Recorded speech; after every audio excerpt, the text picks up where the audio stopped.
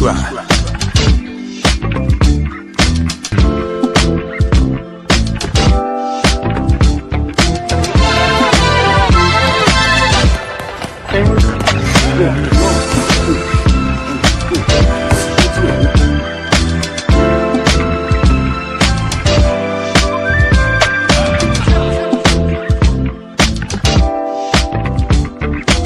Subscribe to my guy, Uncle D.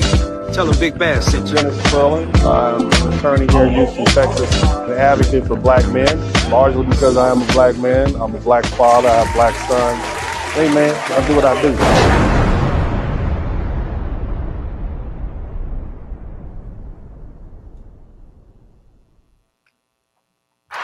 What's up, everybody? Welcome to the broadcast. Shout out to everybody in the chat room. Y'all hit the #1 button as you come in. Look, man, we've been talking a lot about culture. We've been talking about a lot about Black American culture.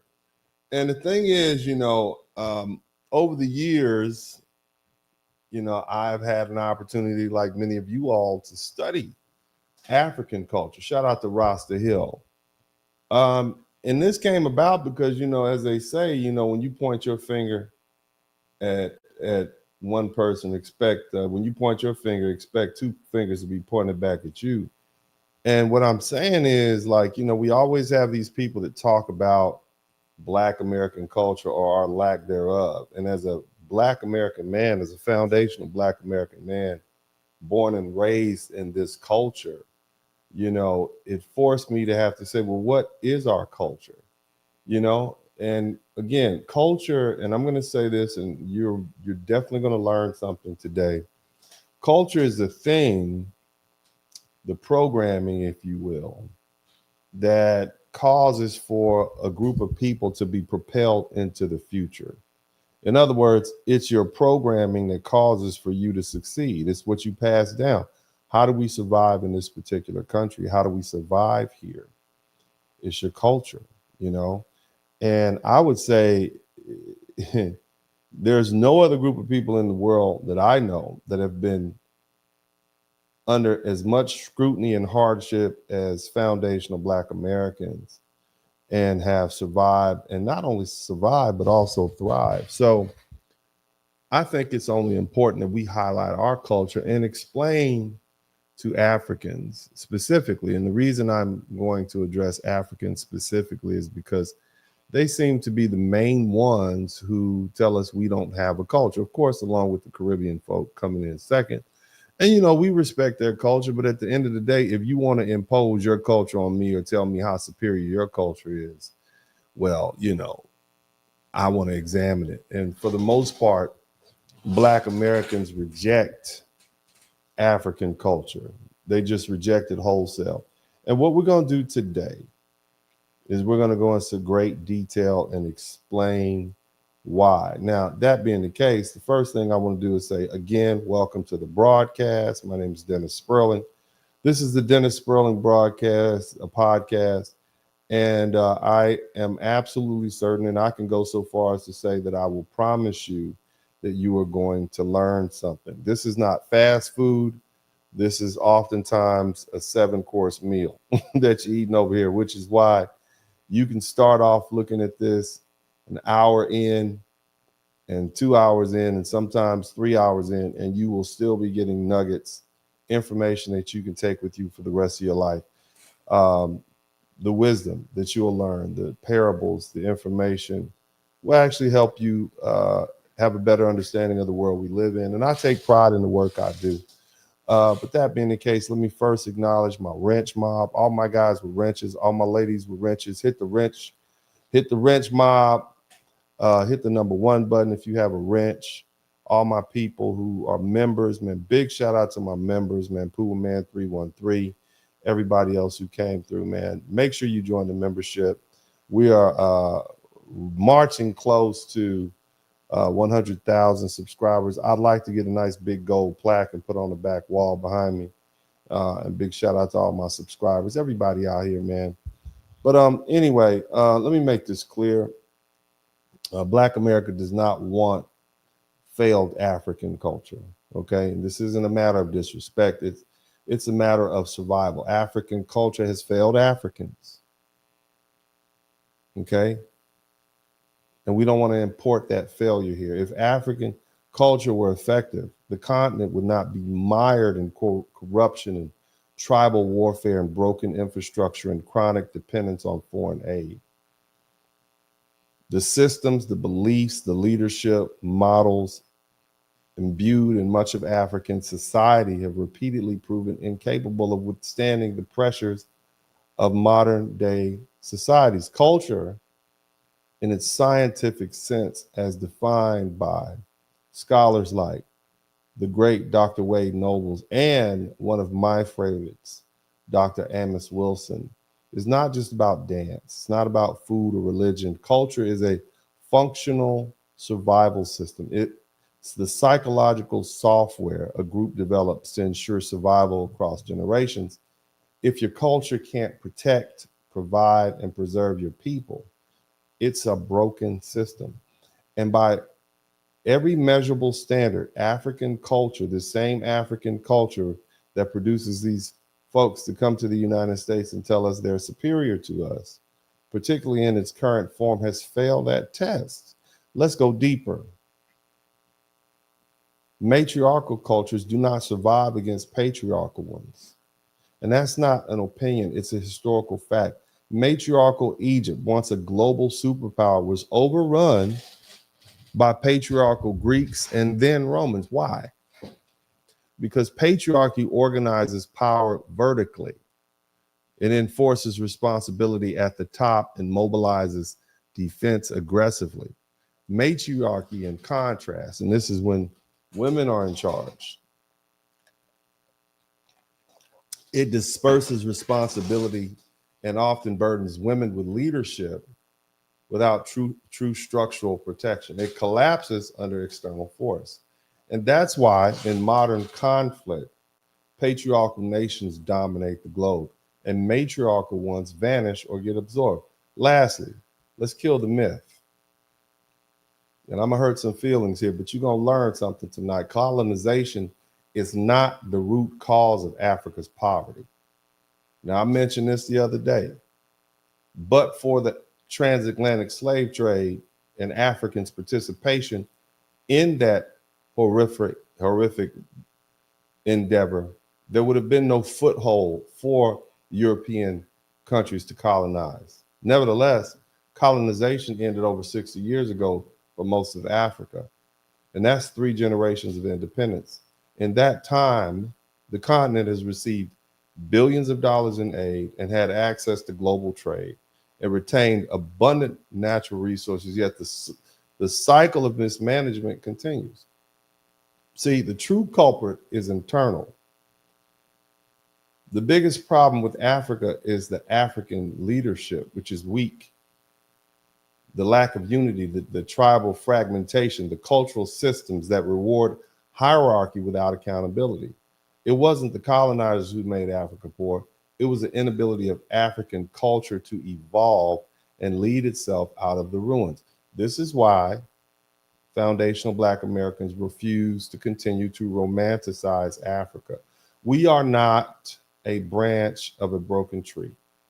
We are our own root, reborn in fire, hardened by struggle, and sharpened by the most hostile environment on earth for foundation for Black people. America. And will not trade that hard-earned identity for a system that already collapsed under its own weight. Now look here. I know I'm gonna hurt some feelings and I'm okay with that. Again, colonization is not the reason why Africa is poor. And so we're gonna have a real conversation today, a factual one, because for far too long, we've been repeating the lie that serves no one. And that lie is Africa is poor because of colonization. Now let's set the record straight. In one of the published articles I listed, and it's going to be in the description section, the bottom 10 countries in the world for doing business, right? Okay, this is in Africa. And these aren't my opinions. These are the metrics measured across the globe. Number 1, Chad. Number 2, Haiti. Number 3, the Central African Republic. Number 4, the Democratic Republic of Congo. Number 5, the South Sudan, Libya, Yemen, Venezuela, Eritrea, and Somalia. These countries consistently fall behind due to their hostile regulatory environments, their unstable legal systems, and their closed economies. But here's the thing, not all African nations are struck. There are exceptions. Countries like Mauritius, Rwanda, Kenya, and South Africa, Botswana, and Zambia, they've started to move in the right direction. In fact, there are articles out right now that say some of these places are going to be rising stars, one of them being Rwanda. You see? It's actually comparable to an Eastern Bloc company, Eastern European country, Georgia. Why? Largely because Rwanda's president, he's not making excuses. He didn't point to the colonizers. He looked ahead. He said he wants Rwanda to become the Singapore of Africa. Speaking of which, Singapore is one of the most successful third world countries. Oh, it went from a third world country slump to a first world economic powerhouse. It has been colonized over and over and over again. But now Singapore became wealthier than its former colonizer, Great Britain. So the next time someone tells you that Africa is poor because of colonization, ask them, well, why then is Singapore rich? Okay? Every region on this planet has been colonized. Colonization is part of human history. Europe colonized Europe. Africans, I mean, if you don't believe me, ask the Scottish about the English. They've been fighting a war for thousands of years just to do away with that. Arabs colonized much of the world. Asians did too. But somehow only Africa is told or is telling itself that it can't prosper because of colonization. That narrative is insulting and, more importantly, is false. Here's the thing you got to understand. Ethiopia was never colonized, but it's one of the poorest countries in the world, one of the worst places to do business. You understand? Look at Dubai. 25 years ago, it was a patch of worthless sand. But the leaders of Dubai made a bold decision. They adopted the British common law for commercial purposes. In other words, they got a stable legal system. They brought retired British judges to train the locals. They rewrote their commercial codes. And today, Dubai is one of the top 10 international financial centers in the world. And this is why a stable legal system matters. You can't do this in a banana republic. But they won't remove the barrier strangling local entrepreneurship. Okay? They won't. So what's holding Africa back? Itself. Number one, corruption on all levels. Rampant corruption amongst politicians and officials and business elites. You can't do business there. And then you have the disunity, the ethnic and tribal loyalty over merit. You'll promote your tribal member over somebody who's excellent at what they do. And then you have the citizens over there who defend the corrupt leaders simply because they share the same ethnic ties. Then, of course, there's a lack of accountability. Leaders and elites act without, they don't even fear being punished. They know they can exploit the system, they can run off with the money. And on top of that, they got poor leadership. Many African nations suffer from inept or selfish leaders who lack any long-term national vision. You got governments that function inefficiently. There's no transparency. It's incompetence. You got weak rule of law. The law, you don't know what's going to happen. And then the other things, you got overpopulation and underdevelopment. Africans make a big deal about the fact that, you know, there's going to be millions more of them in the next 20 or 30 years. So what? You rapid population that outpaces the infrastructure and resource capacity. That means you're going to have a bunch of poor people starving. And here's another one.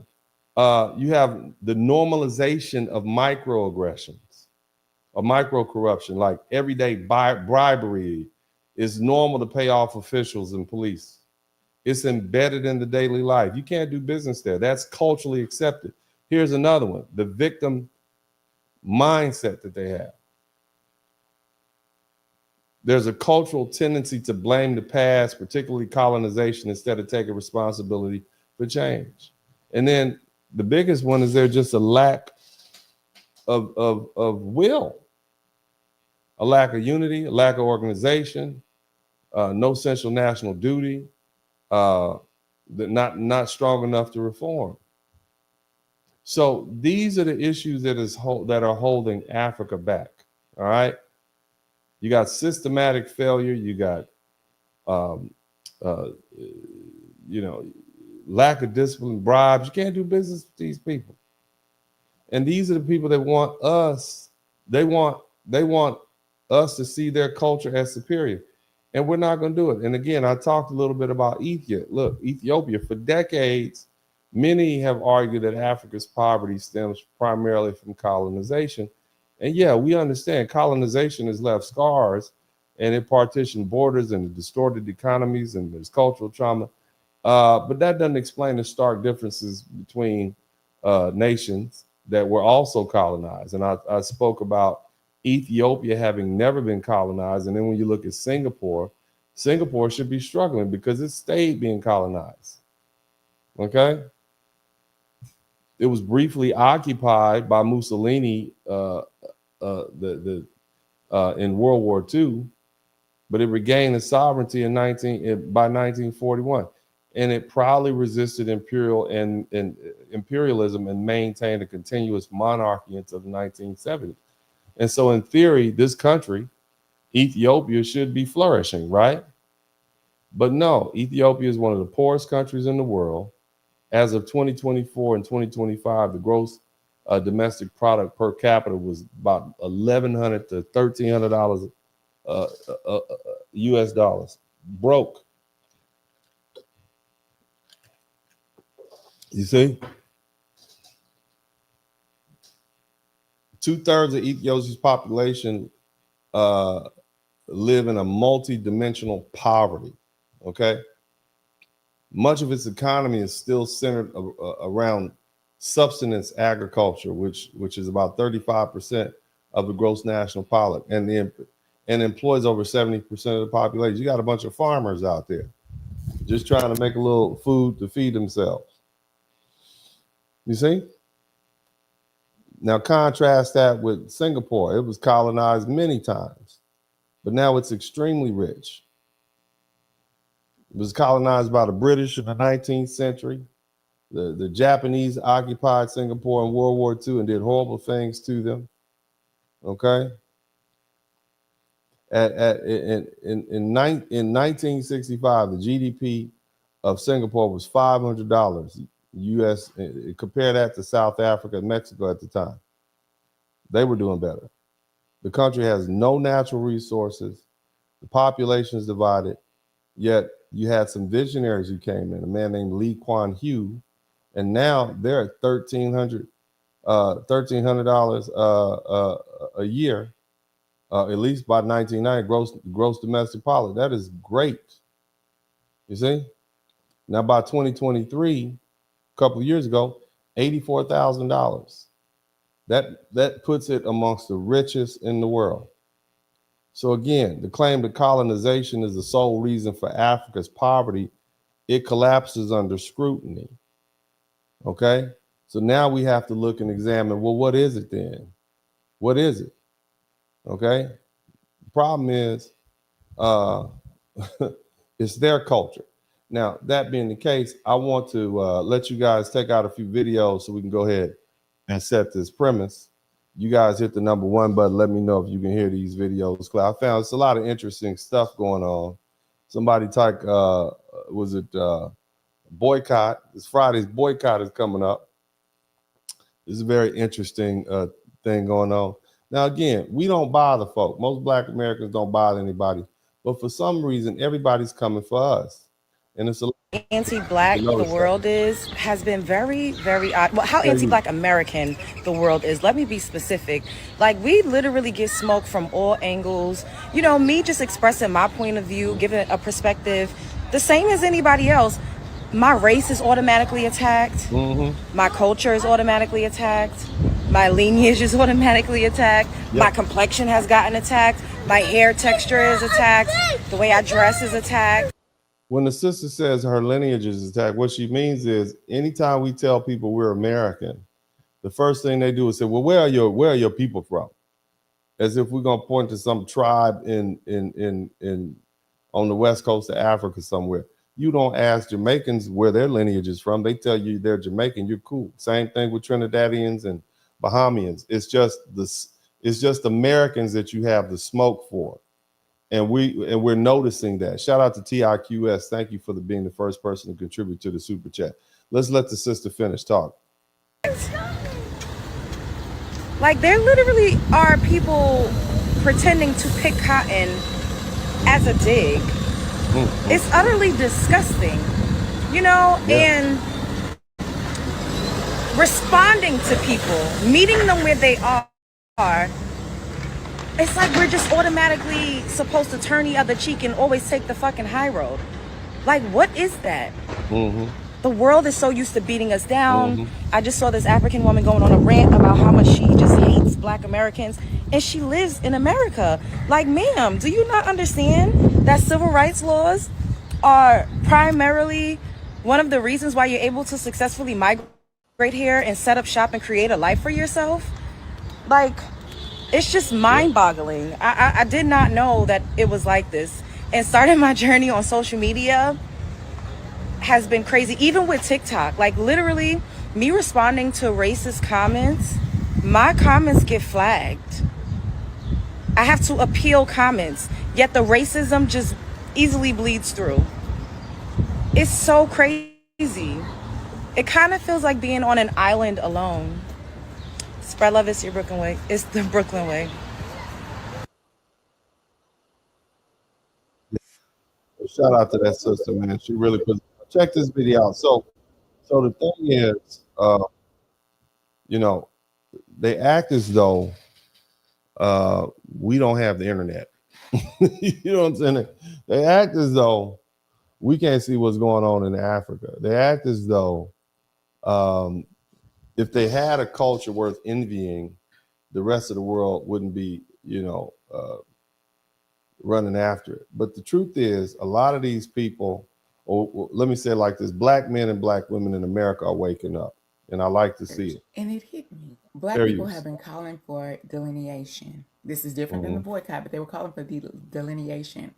And you can hear throughout the week, you can hear the anger and the upset and a lot of Black Americans' voices. But when I look at it and I think about what's been going on, Black Americans have been experiencing a paper genocide. Now, tell me if that's too strong of a statement, but if I were just to look at what's been going on in legislation, documentation, immigration, it is the intentional erasure of Black American history and Black American culture. So I don't say this lightly. I know those are strong words, but the upset and the uproar by quote unquote foundational Black Americans is because they understand, you know, we going out for Palestine, we going out for all these other injustices. But here at home, we are experiencing a paper genocide, and we have to come together, make sure that doesn't happen. I heard many prophets say on TikTok, Trump was going to bring back righteousness, and everybody mocked those prophets. But the righteousness is that people are waking up to the truth. I don't know. Y'all tell me in the comments if I'm really just reading too much into this. Yeah, I mean, like I said, you know, a lot of people, a lot of Black Americans are seeing things for what they are. Now, you all remember this young lady who was saying that she was going to bring war. I don't think it had the effect that she thought it was going to have, because apparently that lovely young woman was removed from her job as a result of Black Americans coming together and contacting her supervisor, whomever, and telling her supervisor what was being said. The idea that you would tell your so-called allies who are doctors not to vote for you, not to treat foundational Black Americans is a silly idea. Shout out to Idiot Hard. got online Very with her nice. whole chest telling Africans, Caribbeans, and whoever was listening to try to counterattack what we said we're doing. And had the nerves to tell or suggest that African doctors working in our country would stop treating Black Americans. That is a whole crime. We could have brought the whole medical industry down to their knees if they were stupid enough to listen to this child. So now she got the Freedmen, what are they called? The Freedmen Nation. I think I heard about them some time ago. I think they're like rebooting the Freedmen Bureau that was erected after slavery. And it really was... it was a good idea, but they ended up, a lot of people that was running it, white folks ended up literally stealing millions of dollars from freed men and women. Yeah, do some research, check that out. Or I might do a video on it. But anyway, the American Freedmen Legal Fund jumped in on that ass. I told y'all need to start writing these checks that your ass can't cash. They said, we have received all her work information. We are moving forward. We now have full documentation and her employment and professional affiliations. Because of her actions, freedmen patients are being placed at risk. This is not only unethical, it is a direct threat to our community's health and safety. Let this be clear. Now, I want to point out something, and it's something that most real foundational Black Americans know. Let me just say it like this. We haven't been living amongst white people and not inherited some of their beliefs. And in fact, Black people, foundational Black Americans, and the real white people, the ones who can trace their lineage back hundreds of years, we have an understanding, okay? And that does not necessarily mean it's peaceful, but Black people can be prejudiced too. We do harbor some xenophobic beliefs. We do have jokes. I'm not one of these people to tell you that, get on here and tell you that Black people we can't necessarily be racist, because racism is a system and we don't control any systems here in the United States. But there are systems around the world where Black people are in charge, and you have seen them exercise the old boy system and the nepotism style racism. And so it's not like we can't do it. But what I want to try to point out to you all is that Black Americans have literally been bending over backwards not to be bigoted towards Africans and Caribbeans. But see, now, since the cat is out the bag, it's going to start coming out more. Take a listen to what the brother says. He's a popular. We are taking over. Go cry to master. Black Americans. If you ain't Black with Southern roots, I'm talking about them real Mississippi, Louisiana, Alabama roots, them Carolina roots. Shout out to Chris Barber. I don't know you. So what the brother is trying to explain to you is that the Africans and the Caribbeans, they thought that they were the only ones who can be exclusionary. I guess they must have thought foundational Black Americans have been here in the United States for 300, 400, 500, 600, 700 years, depending on when you start counting. And we just didn't pick up any traits from the system. Yeah, we have been openly letting Caribbeans and Africans into our folds, but that doesn't mean necessarily that Black people don't see a difference. It's just we were willing to look past those differences. And so now, and see a lot of people, and here's another thing, they've been apologizing. You have a lot of Africans apologizing and saying they sorry and please forgive us, but this is not there's no going back at this point. Okay. Moving forward, this is what it's going to be like. Okay. A lot of Africans, of course, there's going to be exceptions, but they're going to see you just like they see people of other ethnicities. They're going to start treating Africans just like they treat any other. I know my people, and this is just what we do. This is what we come together on. This is what we do. I don't know you. I don't know you. I don't trust you. I ain't got nothing for you. You might look like me. I don't know you, Cole. Y'all be talking like y'all better than us. Shit. Let me introduce you to a nigga that talk like he better than y'all. 35 cents a day ass motherfuckers. Man, y'all got the game fucked up. Yeah. All the way fucked up. Yeah. Who is these niggas, man? Who let these niggas in here? Family friend. And so, you know, and the thing is, like, again, as I said earlier, when you point a finger at somebody, expect two fingers to be pointed back at you. This is what's going on in Africa right now. This is what's been going on. Bonjour. Look at that. You got this little Frenchman pulling up on a motor scooter, offering his little black baby. Look what he offering us. Bonjour. Look at Big Brother.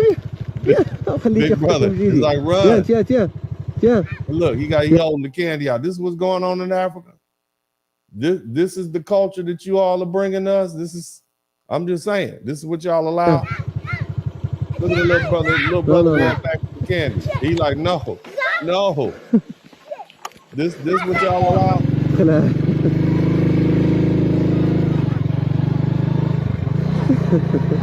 This is with video. This what's going on. Huh? Nah, we don't want no parts of that. Shout out to Keisha Ma. No, we good on that. No. As they say, no. We don't want no parts of that. Y'all can have all of that. You understand me? You can have every bit of that. Like I said before, we can be as xenophobic as anybody else. It is what it is. You see, here's a good example right here. Look at old mama. I speak English. Thank you. I speak English. Thank you. I am from the United States. Thank you very much. Please. So apparently there was a confrontation at the Goodwill, and this sister, this queen, this beautiful sister, said, "I'm call ice on you. I'm about to call ice on you. That's what I'm gonna do. We need to speak English." I don't know what happened. I don't know what transpired beforehand, but all I know is let me go ahead and call ice on you. Let me go ahead. That's the little old lady that sit on the porch and call the police on everybody, keeping up a racket in her neighborhood.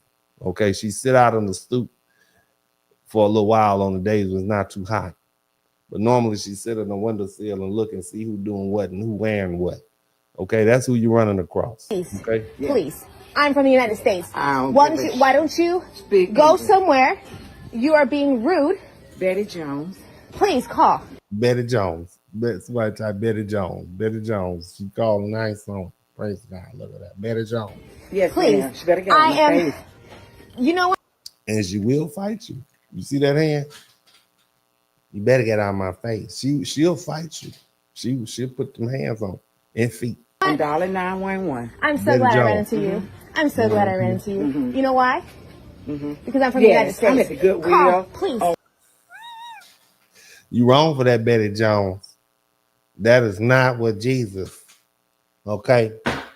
We like to call an order. We have some special discussions we like to talk today. Miss Betty Jones, who's a longtime member of Second Ebenezer Baptist Church, Southern Firestorm related, was filmed on social media being very hostile to one of our fellow American citizens are being chastised right now.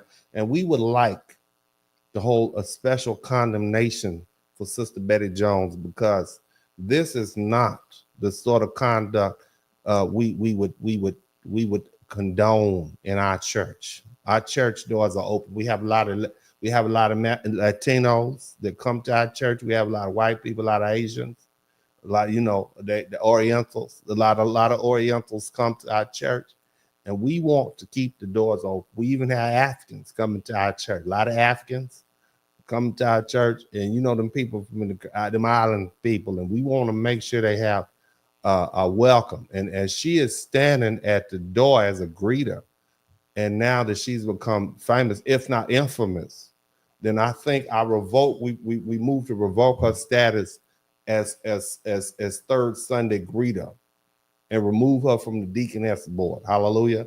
Can I get a second? they better have that vote when Miss Betty ain't there. 138. Please, what happened? There are a couple of illegals here that are confronting Wow, me. I'm illegal. Yeah. That's so funny. I'm not illegal, thank you. Right. I'm not illegal. Thank you. Talking like she had a stroke. You know what I'm talking slow like that. Look, what I'm saying is, and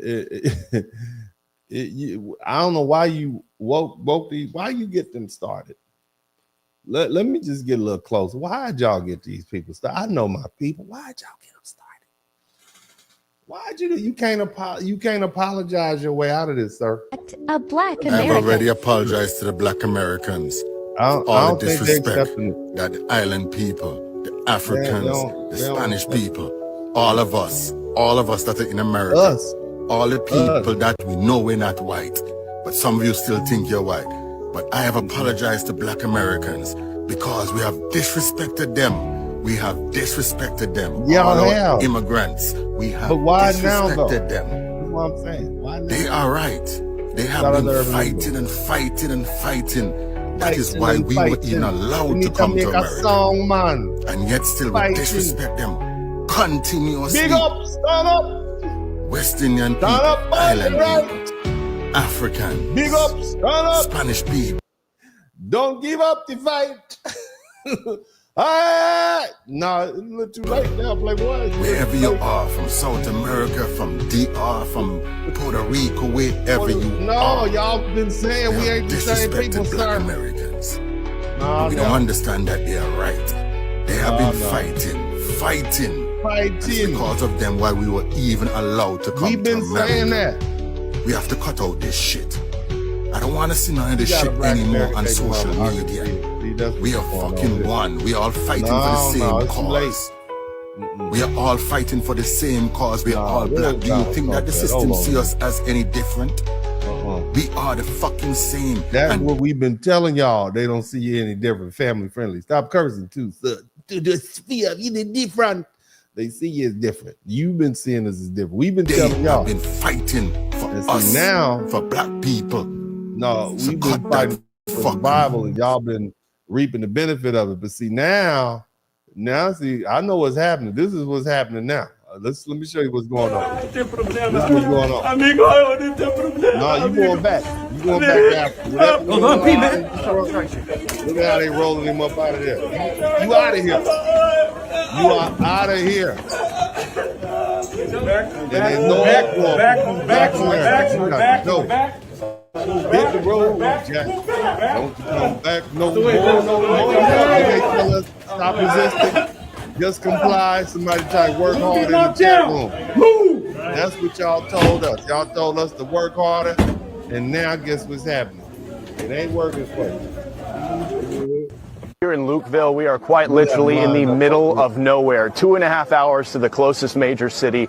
Thousands are crossing here illegally every day, and the situation is completely unsustainable. We'll step out, give you a look at the scene here. This is a mass of hundreds upon hundreds of people who have crossed the border illegally and are camped out here at the border wall, waiting to be apprehended by Border Patrol. You'll quickly notice these are all single adult men. There is not a single woman or child in this group you're looking at. And these guys are coming in from all over the world. Large amounts of African men from Senegal, from Guinea, from Mauritania, from Egypt, others from the Middle East, others from Asia. You know why? This is Border Patrol. We know what this is about. Oh, where are my nieces? I need my nieces to come to the front. African Americans, I am sorry. I am so You being ugly. You being very ugly. But keep going. sorry. Okay. I have to make this video with sadness in my heart, okay? Because I see the TikTok videos where African Americans come into my shop and they are being disrespected and they are being handled wrong. I just want to say I am so sorry. Miss Messy, that's what you are. Oh, we are family, African Americans. I love you. When the white man came to Africa to take you away, we cry. We cry for 2 days all our life, African Americans. You know, we need each other, okay? You need us and we need you. How else are you going to go to the ghetto looking good?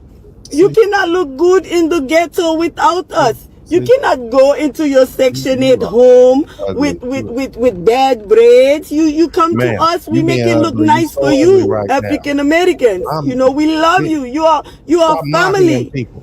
Now bring us your money. That's what it's about. You need to stop mocking them people. You know these people out here suffering.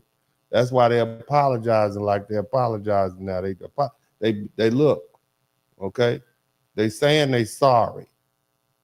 For the sins of the leaders in Africa, and in particular, the sin of selling our own brothers and sisters into slavery. Oh, we brothers now. We brothers? This great... You know, when people, all of a sudden, they start calling us brothers and sisters and so on and so forth. Sin brought untold pain and misery to millions of people. We know. That's of African descent, and the judgment to the African people who... Now, this is the president of Uganda, right? The president of Uganda, right? They apologize. What's this about? Remained on the continent. The grave sin of slavery scattered our people all over the face of the earth. Our people, huh? I thought y'all was selling other tribes. I thought we weren't the same people, sir. Where they have suffered great deprivations and loss. Great deprivations. If it were not for the part that our African kings and chiefs played in the slave trade, this evil trade could not have survived. For all you folks saying that Africans don't care nothing about African Americans, they don't want us over there, that's a lie. Stop with the lies. Fuck on you. Stop with the lie. I think it's something else to it. Let's let the sister cook. This Talk to me, isn't baby. nothing new. Watch what I'm about to show you. So mind you, it started with Biden. He pretty much allowed this to happen. Okay, this is the Executive Order 14089, establishing the President's Advisory Council on Africa. What the sister is explaining to you all is that they have got to get foundational Black Americans on board so that they can go ahead and get this reparations money and get this access to this $1.7 trillion that we have. What do they call us now? Section 6. They got rid of Section 8. And now we Section 6. All of us Black folk over here in America, we Section 6 now, something like that. Section, what is it called? Regent 6 or something like that. Keep listening. African diaspora engagement in the United States. Y'all could go look this up. So he signed an executive order December 13, 2022, establishing the President's Advisory Council on African Diaspora Engagement in the United States. And then it was revoked January 20th, 2025. So after it was revoked, they tried to create another bill. It is literally this same thing. It's the same thing. See, it says the same thing. The African immigrant community continues to make significant contributions to Americans' growth and prosperity. The United States government encourages. They didn't say African American. They said the African community. In other words, we got all these Africans over here and they're contributing. So let's just keep sending our people over there and eventually we'll be able to take over. We'll get our people in front and have leadership roles, and then we'll just steer those Akatas in the direction that we want them to go in. Keep listening. Efforts to advance equity and opportunity for the African diaspora in the United States, and will continue to encourage efforts to strengthen culture, social, political, and economic ties between African communities, the global African diaspora, in the United States.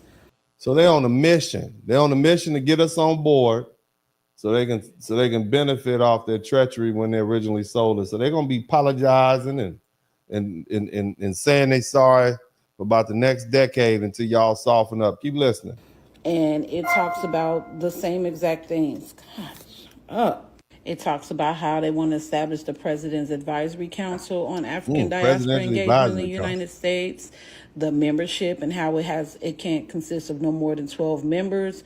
Strategies to advance equity and opportunity for African diaspora communities, including through efforts coordinated by the Domestic Policy Council under Executive Order 13985 of January 20th, 2021, advancing racial equity and support for underserved communities through the federal government. I need to go look and see what the hell that is. Ways to support like the United Nations Permanent Forum on People of African Descent. Programs and initiatives to strengthen cultural, social, political, and economic ties between African communities, the global African diaspora in the United States, such as in other words, all you Akatas, we need you Akatas to come on. We're gonna come over there. We're gonna bring our African culture, and we're gonna send a bunch of Africans over there, and we're gonna take over, and we're gonna be in charge of the money because we know you all can't handle that. Let's keep listening. This is what's going on. How the fuck you think we supposed to pay for it? Yeah. The Department of State shall provide funding and administrative support. It's all just weird because it's like y'all are. I love this sister right here. I believe this sister from Chicago. She is brilliant. She's beautiful. This is I love to hear a sister like this speak on these issues, man. It's just real cool, man. Y'all go make sure y'all follow her page if you haven't already. But keep listening. Do this.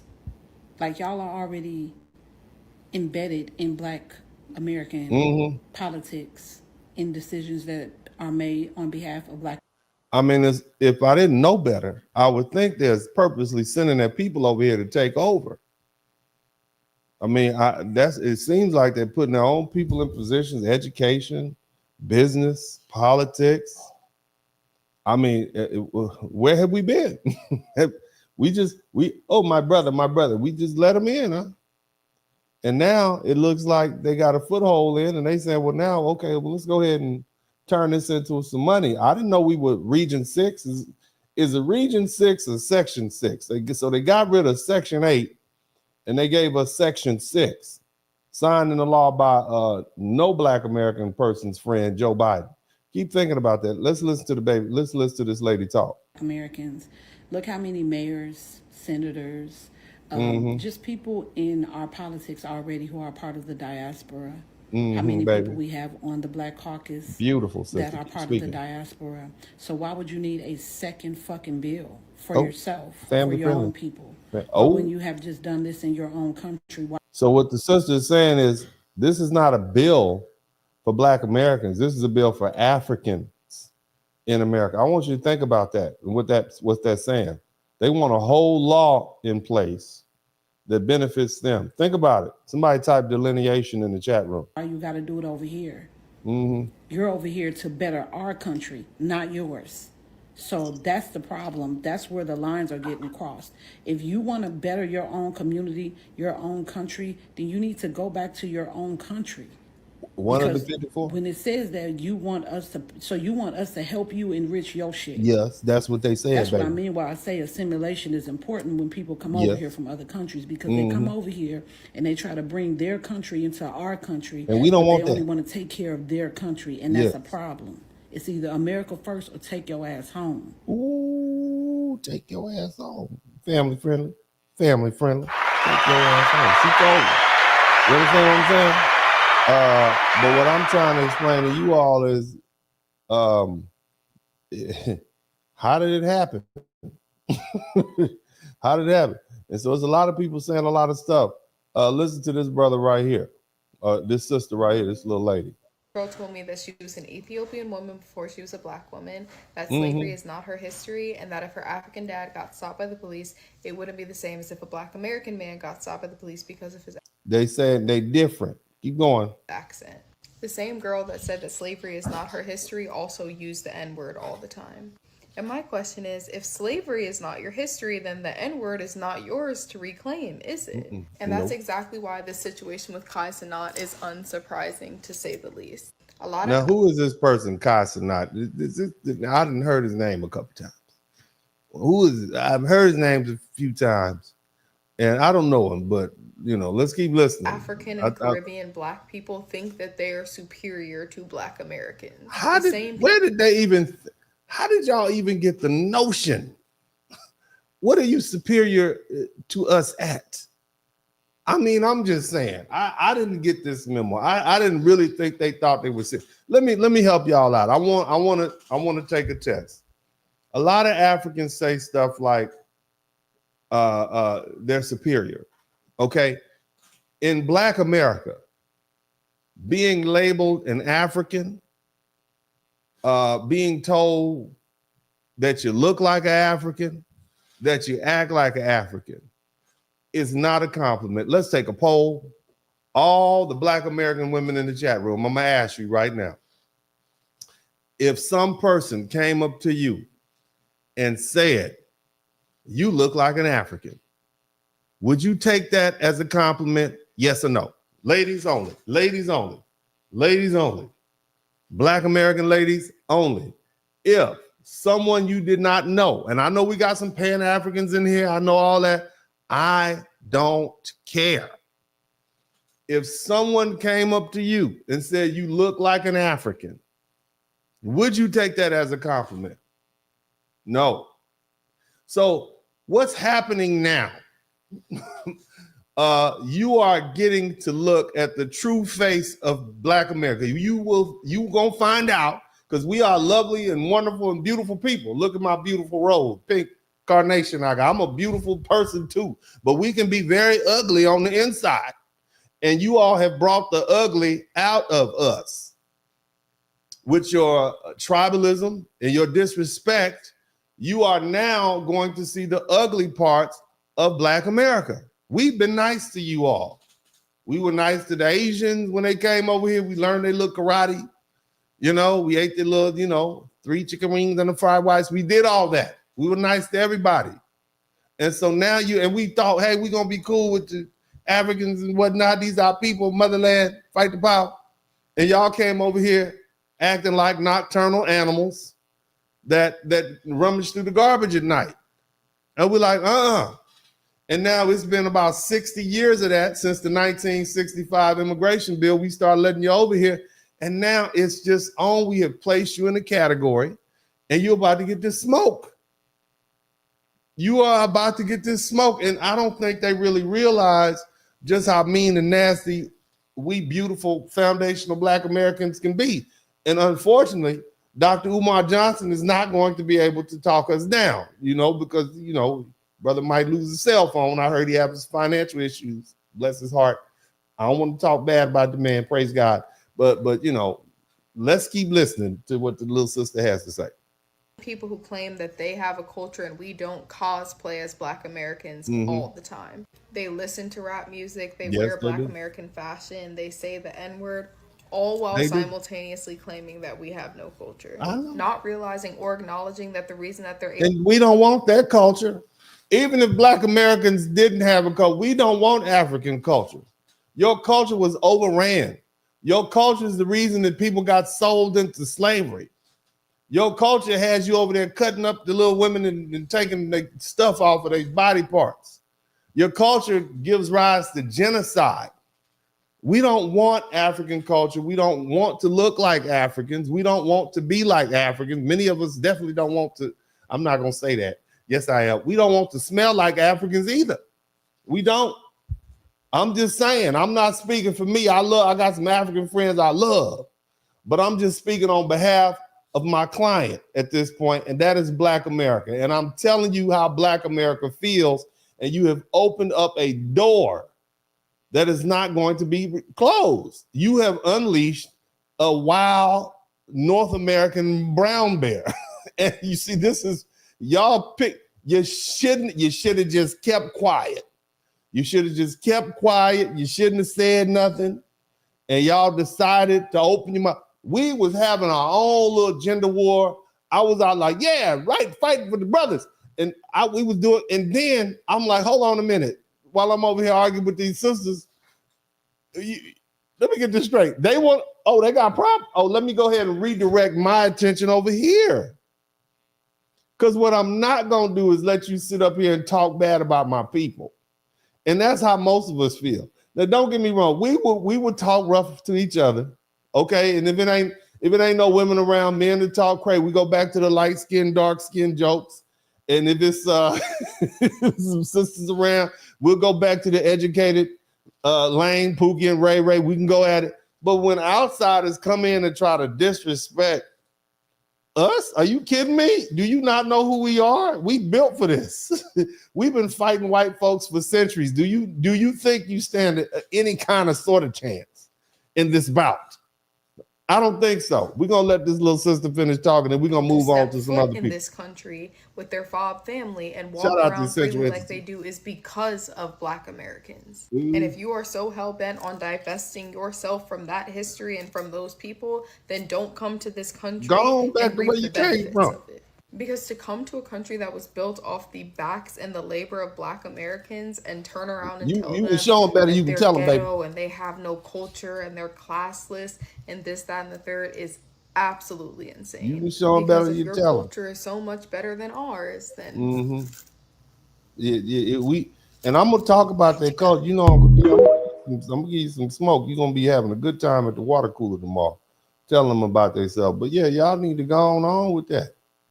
Okay, you need to go on with that. You didn't pick a fight with some people that you don't want to pick a fight with. That's what they need to understand. Let's see what this brother has to say. Let's talk to him, brother. So another one bites the dust, ladies and gentlemen. What happened, bro? Another one falls for. Now he about to say something. He enjoying himself. Go ahead and tell us what you want to say. Get to the point. For the okie doke. I want to tell all of you Africans and anybody else out there. Now, see, here's the thing. 10, 15 years ago, Black folk wouldn't call African like they Black people saying Africans like it's the N-word. We gonna tell these Africans, just replace that with the N-word. You have brought out the ugly in us. Okay, we are a beautiful people. Okay, look at my fresh hairline that I got. The dude put the little spray on it and everything, make it look like my hair. It feel like it's like, it's 2010 again out here for Uncle D, baby. Look at me. It's a little lopsided on one side, but I'm just saying, you done reinvigorated us. You know what I'm saying? Y'all want to fight? Are you kidding me? What? Okay, let's see what it happened. But go ahead, brother. Go ahead. Who have a problem with FBAs? Yeah. Who want to call for a war they don't want against the FBA. They don't want that. But that's what they said, though, brother. They said it. These people are some of the most battle-tested people in the history of mankind, guys. These are not the people you want to just wake up. We are them. And be angry with, guys. No. Go on TikTok and make a social media post now we know talking about you want to go to war with them. That's what you really want. They've literally learned from the best. We have learned from the best, brother. Talk to them. They went to war with the best, guys. We have. Live right next door to the best. Sometimes marry these people. We marry them. And you think Becky, you're going to wage war? That's what they thought. Against the FBAs? That's what they thought. Sometimes you have to take a second. Wow. Close your eyes. Oh, yeah. Maybe sleep on it a little bit. Sleep on it a minute. Before you do something as crazy as this. Crazy as this. You're making a whole lot of money as a nurse. I know you're stressed out. Dealing with all of these people at the hospital, at the clinic, going to their homes. Now you messed up bad. You got bills to pay. You got bills to pay. And now FBA did what they do best, guys. What we do. Made her pay for her words. Make them She fucked around and found out. But at work, yeah. Get your ass up out of here. Yeah. Make them pay. That girl lost her job. You know that?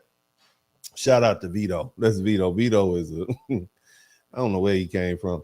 But anyway, so that's not a good idea. That is not a good idea. And the whole thing is, all of this could have been avoided if you folk had just been quiet. You didn't have to voice your don't. Why be ugly? But see, as long as you got people like this. So Casanat said black Americans don't got no culture. Listen to this ignorance real quick. Then I'm gonna show y'all how that's far from the truth. All my mods who are not cultured at all, stop dick riding. Y'all niggas is black. You're black. You're Now this dude right here is some kind of Caribbean African dude, is from what I understand. just black, bro. You're just fully American. You're African American, bro. That's it. And we're happy about that. Let me run this back to you. How many black Americans want to be African? How many of you all want? Do you take it as a compliment when people say you look like an African? How many? None of them. And see, it's that African arrogance that makes you think that we want to be you in any way. We don't. We don't want to be like you. We like being like ourselves. In fact, most black people enjoy being black. We don't like some of the BS that we have to deal with, but we love ourselves. We love our culture. We love being around each other. Now we want some of that white man money. You understand? we like them greenbacks, and we want to make sure we live in a civilized society, but you know, that is a mistake that these folk make. Keep listening. That wasn't an insult. Shout that out was to strictly, Central. you're black. You're not Trinidadian. You're not Jamaican. You're not African. See, the reason why a lot of y'all think we don't have no culture, because y'all don't even know real history. Y'all still think that America was created and named after a European. We ain't gotta go there. When in reality, this is who was really named after. This is Tupac Shakur. This is the wild dude. I don't condone anything. Them dumbass Africans. That's how they got tricked last time when the white man any came of over there bringing aid. That's how they ass ended up over here as niggas. Dumbass African. They go. This is how. Now look, however you feel about Charleston White, family friendly, however you feel about him, he does voice the opinions of a lot of black Americans. You understand what I'm saying? And what has happened is, because of this disrespect and these insults, now you have opened up the door, okay, and allowed this group of black folk to tell you how they really feel. You see what I mean? I'm just saying. Don't get enough of letting the white man come over there with spoons and bowls, trying to feed they motherfucking ass. Next, all right, you goddamn African, don't get enough of that shit. You heard? Why did y'all get them started? Why did you get black Americans started? Why? Because this is what you're dealing with. I'm not even on that. I'm not on that type of time. I talked about educational stuff. Tonight we're gonna talk about culture, and I'm gonna explain to you why black Americans don't want culture from the historical standpoint. We don't want that African culture, and it's failed. But then you got folk like this. Man, that don't touch my heart, because he done went to Africa and fed a bunch of hungry motherfuckers. You know how long I've been seeing them Africans hungry? Since the 80s, since Michael Jackson and all the stars got together. And this is the thing is, like, I grew up saying the same thing. Like, your superior culture, but when I was a little boy, Jimmy Swaggart and all, they'd be on TV with little kids with flies on their face. That is not somewhere that most black Americans want to go. There's a reason why Africa is not some huge tourist destination that black people want to visit. We don't see it as appealing. And I know you all come over here. I don't know where you get that arrogance from, but let's start singing "We Are the World." They used to show us them motherfuckers with big bellies, with their ribs showing and flies on their nose. And that's what they showed us. And again, I don't condone this sort of savage takedown of an entire continent, but the man is telling you what the common black American person thinks. Okay, of course, I'm aware that they have cities that, you know, that are developed, but I also do know that they also poop in holes. They literally digging holes in the ground, and they pooping in holes in Ghana today, and that does not sound like somewhere I want to go. Okay. And they be eating the rice, the white rice with their hand. Now Mr. Beaston come along 30 years later, he got a fancy bowl for the motherfucking Africans, the mumbo jumbo people to eat out of. Family use, family friendly. Yeah, now I know one day I ain't never seen this shit. I don't know who he is. Wait, hold on a second. Let me look at this shit. Yeah. So, you know, I mean, I'm saying this is not going anywhere. It has begun. It's been brewing for some years now. I talked about it some time back. But it's gonna happen. You understand me? And now you're getting black people saying, "Oh, okay, well, this is where we at. All right, well, let's go there then." But then on the flip side, you got a lot of Africans trying to apologize, and the brothers and sisters ain't trying to hear. This video is going to be controversial, and some people are not going to like what I'm about to say. But I'm going to say it anyway. I don't care. Black Americans are right to be mad. Yeah, they are. And here's the thing you got to understand also.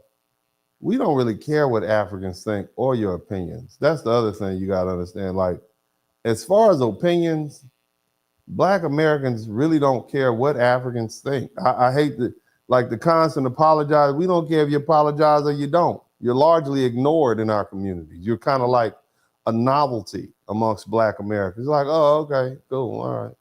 And you really don't carry any weight, you know?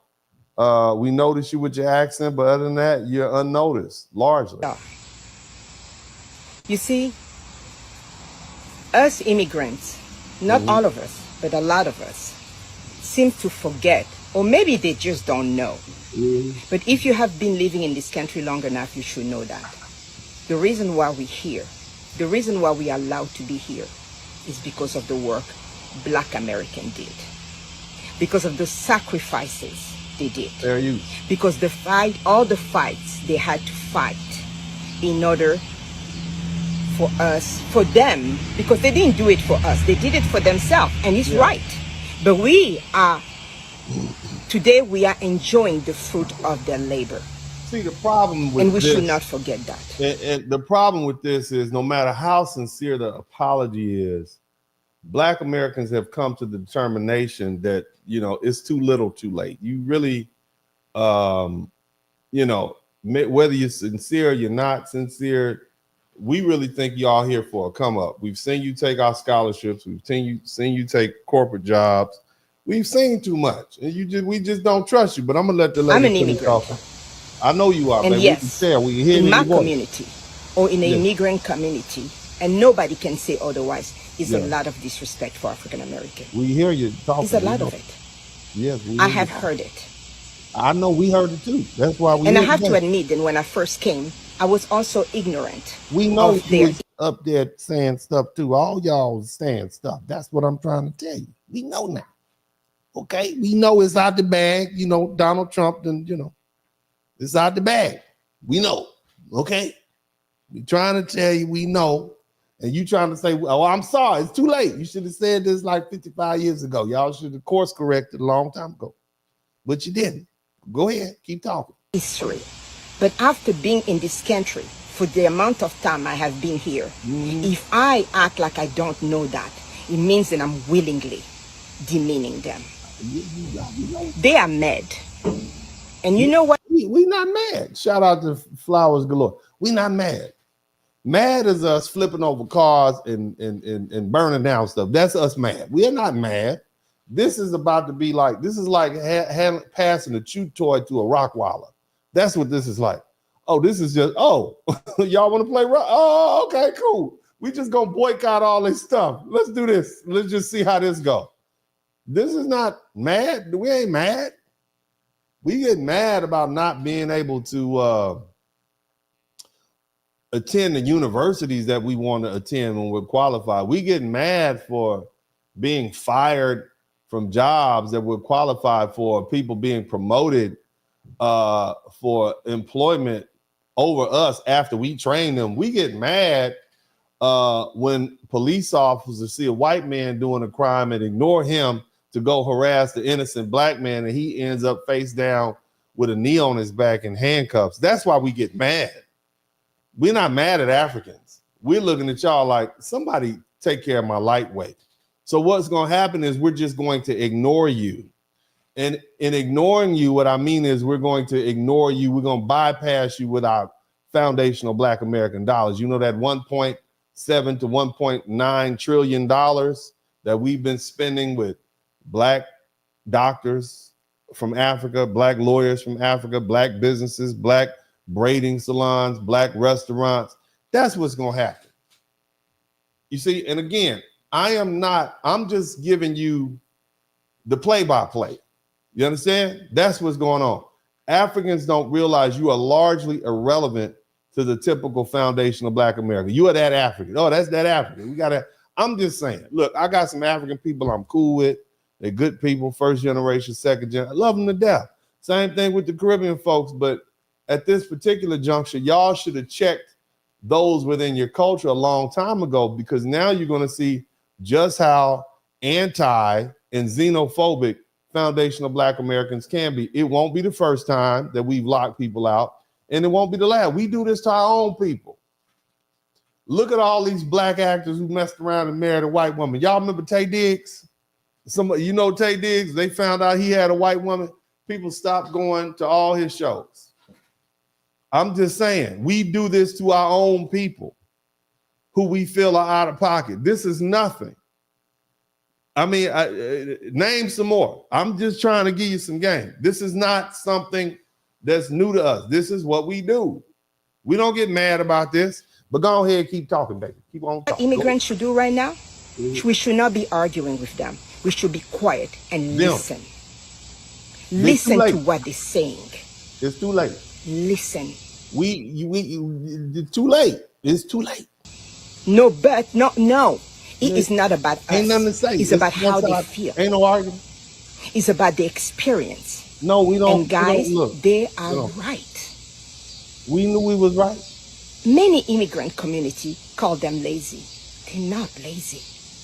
But we don't need you to tell us that. That's what I'm trying to see. You don't understand what's happening now in 2025. Now, the people who were formerly quiet, who just ignored you, are now redirecting their attention. Oh, that's somebody else that we got to punish. Oh, we're going to put them up there with the racist Mexicans and Latinos. Oh, we're going to put them up there with the racist redneck and white folk. Y'all was cool. You see what I mean? Y'all were cool. You know, we want people, okay, cool. But at the end of the day, this is our culture that you say doesn't exist. And let me just give you a quick snippet. Black American culture has developed in an environment where we are surrounded by people who don't like us and want to eliminate us because of our ethnicity and the color of our skin. Unlike the African countries, the 54 African countries and the Caribbean countries where you are the dominant ethnic group, we live in a society where we are surrounded by people who are other than us. We are a small, tiny percentage. Some say less than 20%, 14%. I think it's probably more like 9 or 10% when you take out the Caribbeans and the Africans, those people.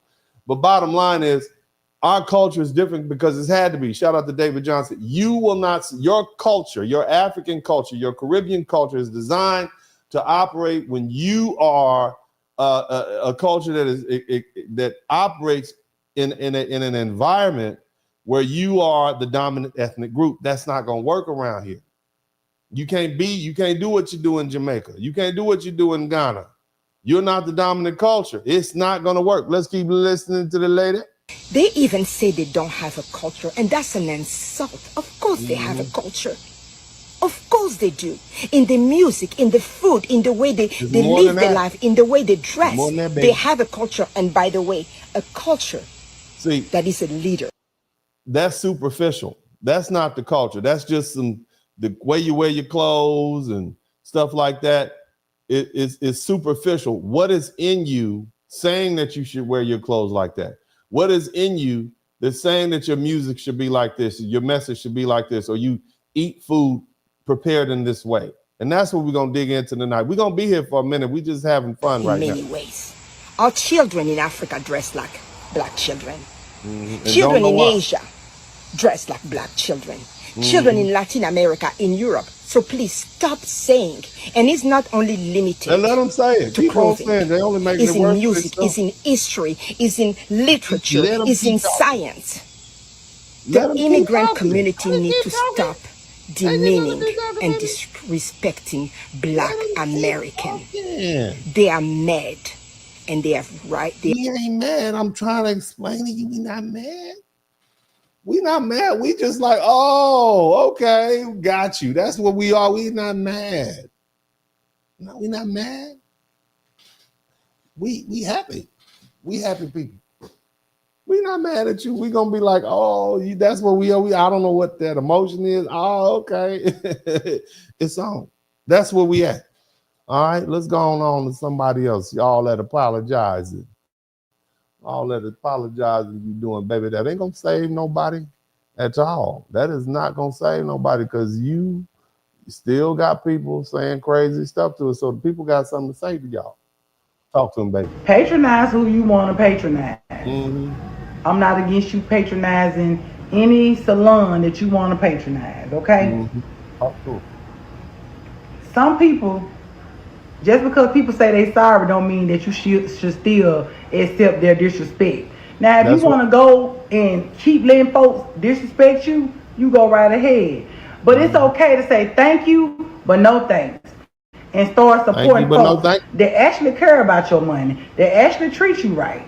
Just because somebody get up here that got, Lord, I don't want to say what I want to say because I want to do.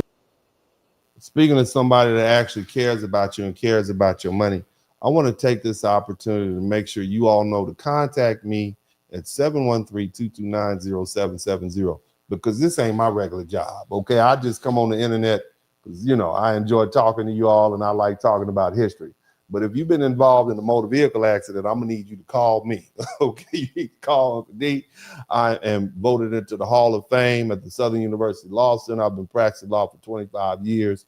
The reason you all don't see me every day live is because I have a day job. All right. So call attorney Dennis Spurling if you've been involved in a car accident at 713-229-0770. Now we're gonna get back to our regularly scheduled programming, but I wanted to make sure I did that because I know my man Big Bass is gonna chop this up, put some music to it, and this is gonna be my new commercial. Remember that if you've been in a wreck, Uncle D will get you a check.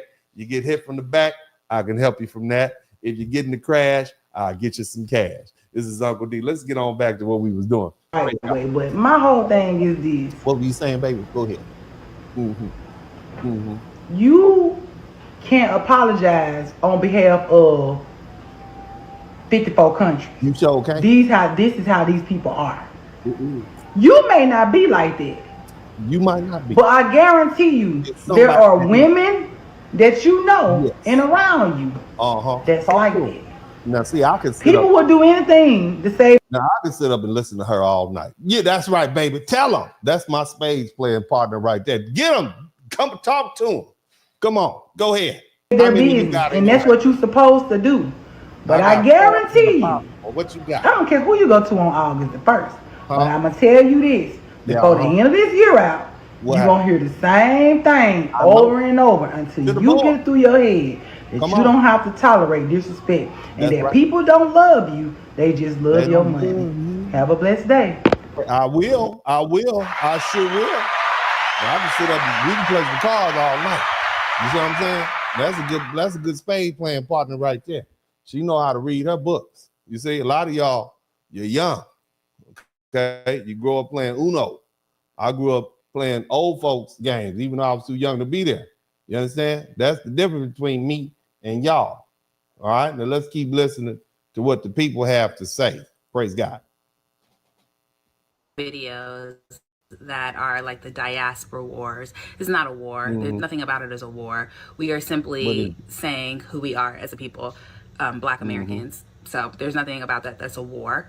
But I have finally realized what the actual issue is. Based on the comments that I have read, right? There was one particular girl who said that I was saying, like, the difference between Black Americans and Africans is very obvious. Black Americans are not immigrants. We didn't immigrate here. Definitely not. And a lot of us know we are not immigrants. We are not immigrants. We are imports. Okay, we are not immigrants. We are imports. That's what we are. Okay, we didn't come here voluntarily. We came here as imports. Not all of us. Some of us were here before. I want to make sure I throw that out there. There's evidence to show that Africans have been trading with what we call the Native Americans who immigrated here from Siberia across the Bering Straits about 10,000 years ago. It's information saying that there's a lot more genetic diversity. You got some Samoans and Micronesians and people that got lost and hit the backside, the West Coast, all up and down. the west coast of North America and South America, as Africans were coming over from West Africa, hundreds, maybe, hundreds, millennium ago, okay? Abubakar II allegedly came over here in the 13th century. So yeah, but go ahead, baby, keep talking. Our great-great-grandparents are from, and so on and so forth, right? Yes. So one of the girls says something like, do you want to be worshipped because of slavery? Do you want to be worshipped? And then I was like, bingo, I figured out what the actual problem is. From what I've gathered, the people that have an issue with Black Americans saying that we're Black Americans and not claiming being African is because they don't like the fact that despite us being stolen and sold, mistreated, all of the horrific things that have happened to Black Americans, they don't like the fact that we still rose, we're still great, we still dominate culturally across the world. So what you're saying, baby, is they're jealous of us. That's what you're saying. They're jealous because they're over there and nobody pays attention to them. So then they want to come over here where we are and tell us that they're better than us, even though they had to come over here to where we are. They don't like that we're popular, essentially, and they don't like the fact that because we're popular, we don't attach ourselves to them.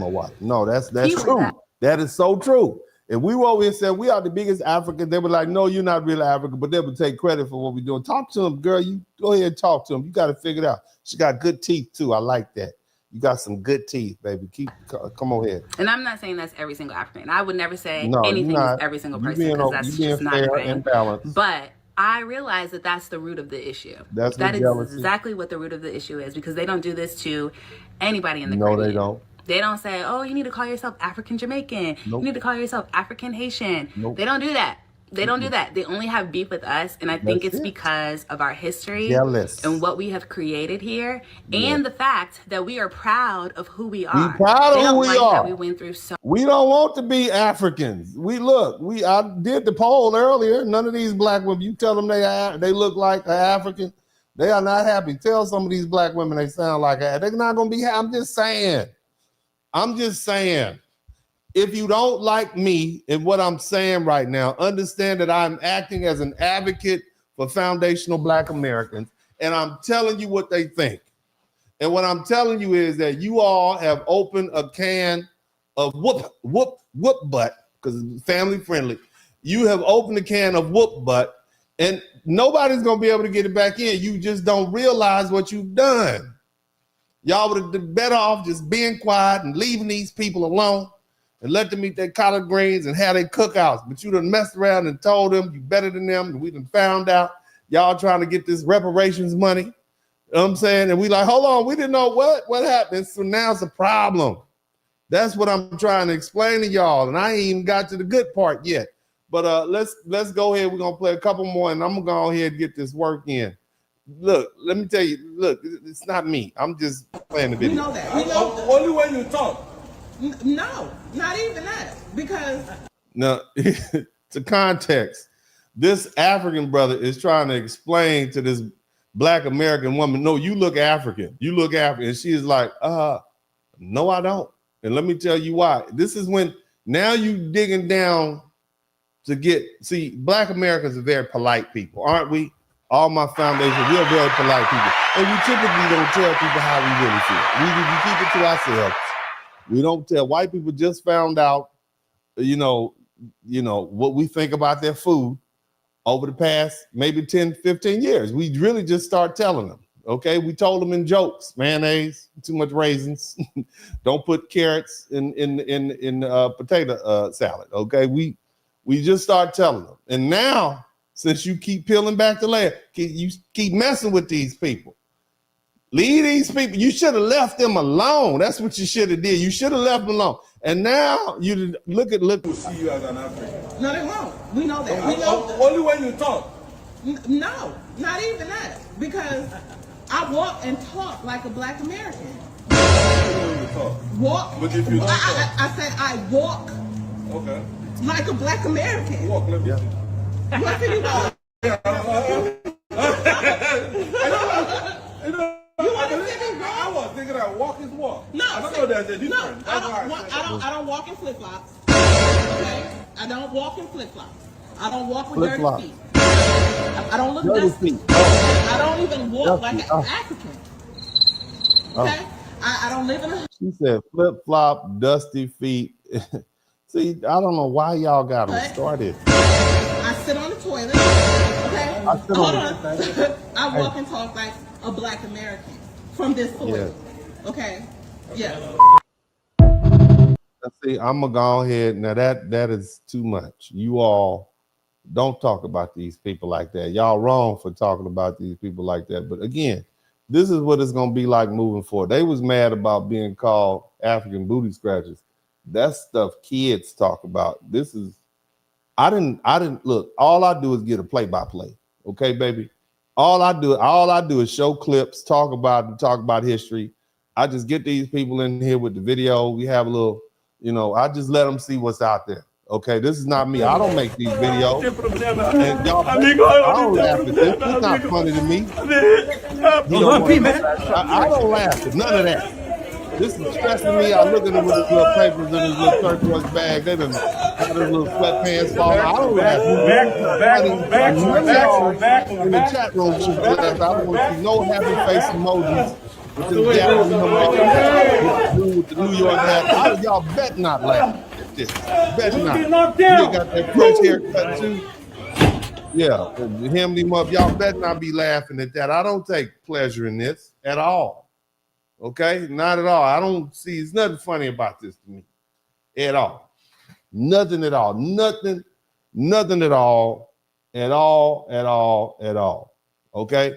But now what I do take a problem is everybody seems to have smoke for Black Americans, and I'm not the only one that sees that. And that's kind of where we at right now. Everybody mad at us. It seems like everybody is mad at Black Americans right now. I don't know why. Just go to my comment section and read. Like everybody's pissed off at us for one reason or another, which is crazy, right? What we do? For once in American history, Black people are not the butt of every joke, right? Mm-hmm. For once in American history, Black people aren't the primary target of something, and everybody is pissed off. So fellow Black people, fellow foundational Black Americans, bask in this glory and live it up. Because yes, for once in American history, we are not the primary target of everything, every joke, every situation, everything. We always the primary target, except for right now, and we gotta live it up and bask in this beautiful glory. Bask. Yeah, it's somebody else's turn right now. It's somebody else's turn. But anyway, so culture. This is like a thing. This is where they like to hit us in the culture. But see, the thing is, and again, one of the most common insults is that we don't have culture. And African stuff, you have no culture. And it's a claim that's often repeated. They say it loud.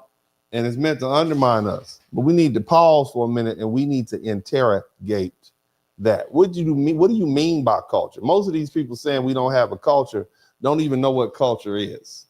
All right. And the cold part about it is we have built one of the most globally dominant cultures in the world. American popular culture today, from music to dance to sports to slang, fashion, film, art, even politics, has our fingerprints all over it.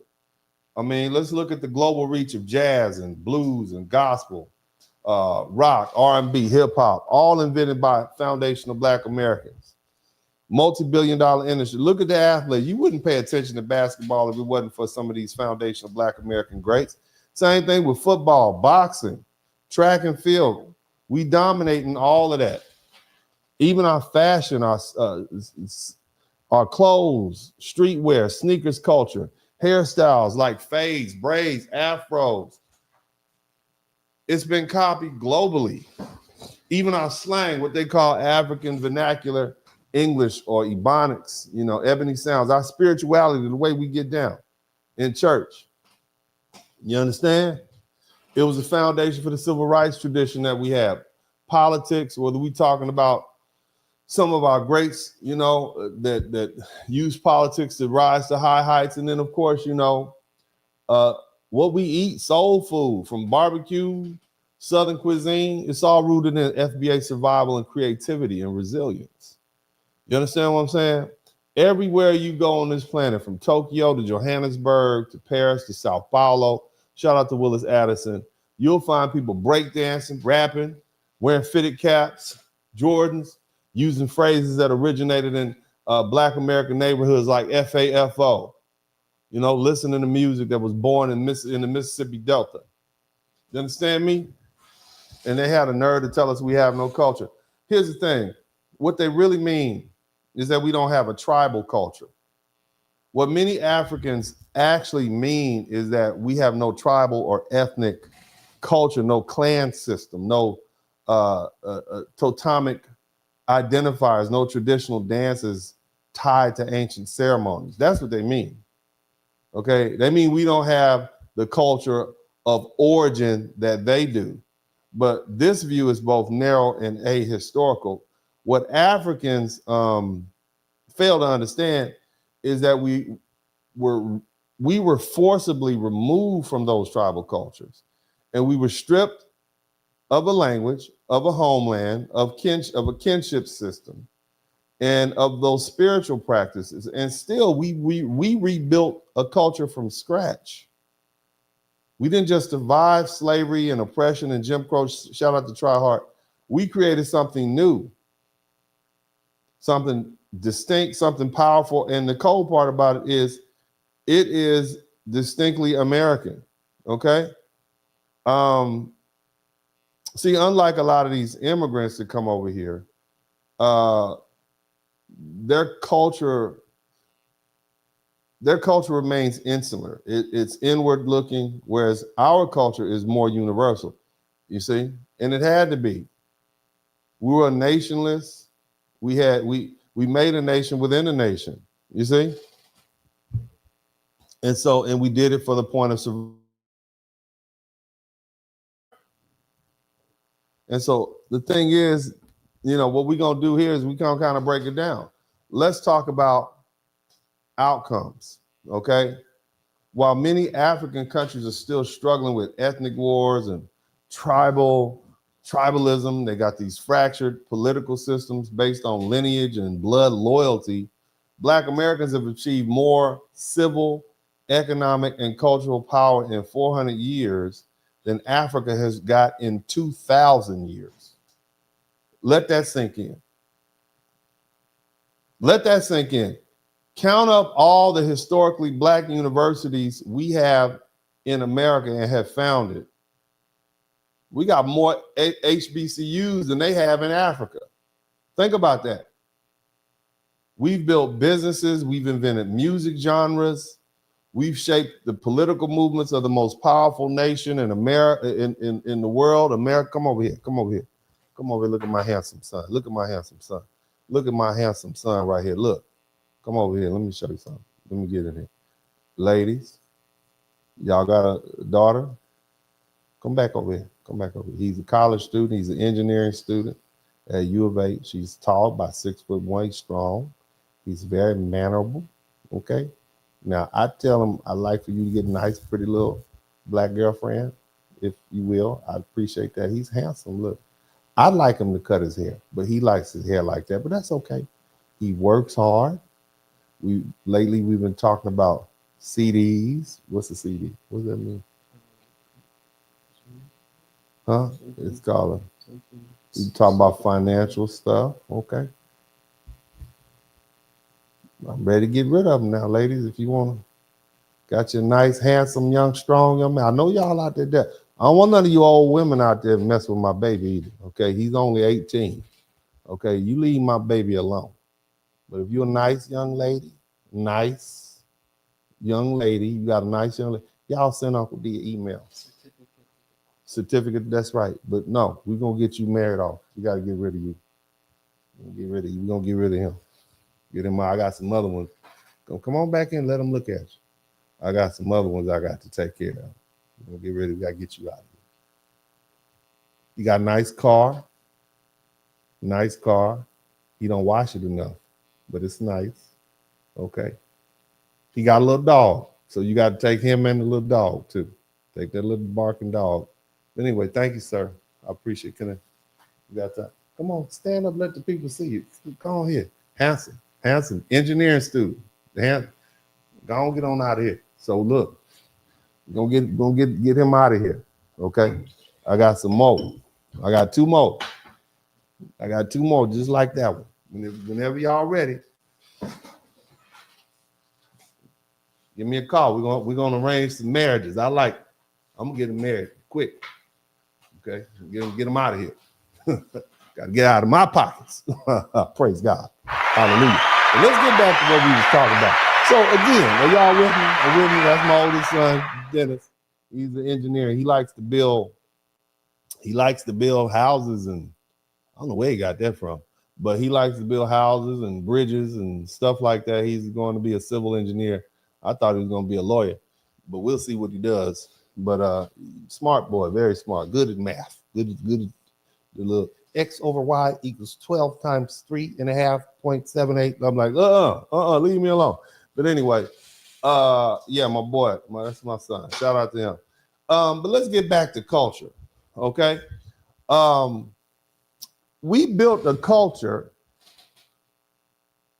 or should I say, we've ascended to the highest levels of government and everything else. Somebody said I'm trying to sell out I ain't trying to sell it. I wouldn't sell my son off to nobody. But if you found a nice, he liked to eat too. He liked to eat. Okay, but he just, so she got to be able to cook. Okay, she got to be able to cook now because he likes cookies. He will. But all you old ladies, leave my son alone. If you are over 35 years old, don't even talk to my son. I'm trying to tell you, I'm gonna find you. You're too old for him. Okay, young ladies, young, nice, good girls. We want some good girls. I don't want these old cougars out here trying to take my boy and do something to him and send him back to me. Okay, they're confused. Okay, you old ladies, leave my baby alone. But anyway, let's get on back to what we was talking about.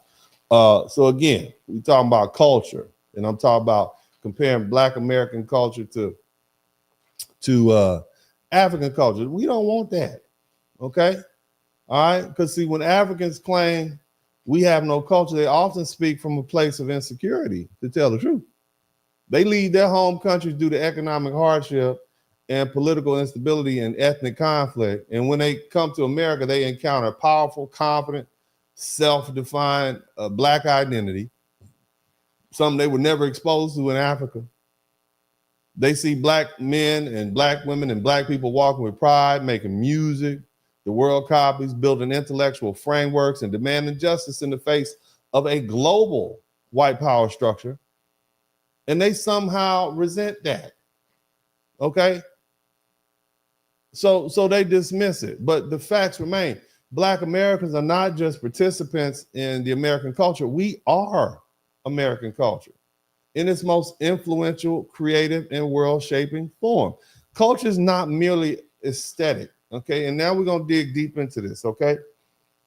It's not just about symbolism, and it's not an accessory to the human existence. It is fundamental. I want you to get your notepads out, family. I really want y'all to understand, because our culture does not just boil down to music and what kind of food we eat, okay? That's just an outcropping of the culture, okay? So hear me out. The thing you need to understand about culture is it's the fundamental tool for survival for any people. At its core, culture functions as both a protective mechanism and a strategic framework. Let me see. What I'm saying is it equips people with values, norms, like we value respect, normal things. We speak to everybody when we come in the room, right? If you don't speak to a Black person when they come, oh, you don't see me? That's a norm, because we need to know if you friend or foe. That's a matter of survival. If somebody walk in the room quiet, y'all like, hold on a minute, what's going on with him? What we value respect. You see? In an environment where people, you constantly under threat, respect is number one, because the respect is the only thing gonna make people maintain their boundaries. You see? You see, our systems, the things we have shared up, our shared identity, all this is necessary to endure adversity. That's the source of our unity. Maintain the cohesion. This is why we can't play these tribal games and we can't be oh, you light skin, I'm dark skin, I'm this, that, and the other. We have to maintain cohesion. That's why when we talk about the Willie Lynch letter, what did it do? It attacked our cohesion and tried to divide us. Even though we know that the Willie Lynch letter is something that largely is fictional, but the bottom line is it was a very good illustration, okay? But this is how we survive in a both competitive and hostile world. See, the primary purpose of a culture is to ensure, and I got to give a big shout out to my girl. Hold on a minute, I'll send you in there. Shout out to Penny Ford. Thank you so much, baby. And I'm gonna give a shout out to everybody who contributed to the super chat, but I got to roll through this, okay? Let me do my work. I'm gonna get all y'all at the end, all right? Now, again, let me go back to what I'm saying. The main reason or the whole purpose of a culture, the most important purpose of a culture is to ensure the continued existence of a group of people that created it. You understand? That's the most important thing. And this includes not only physical survival, but also the preservation of a people's historical memory and collective consciousness and social structures.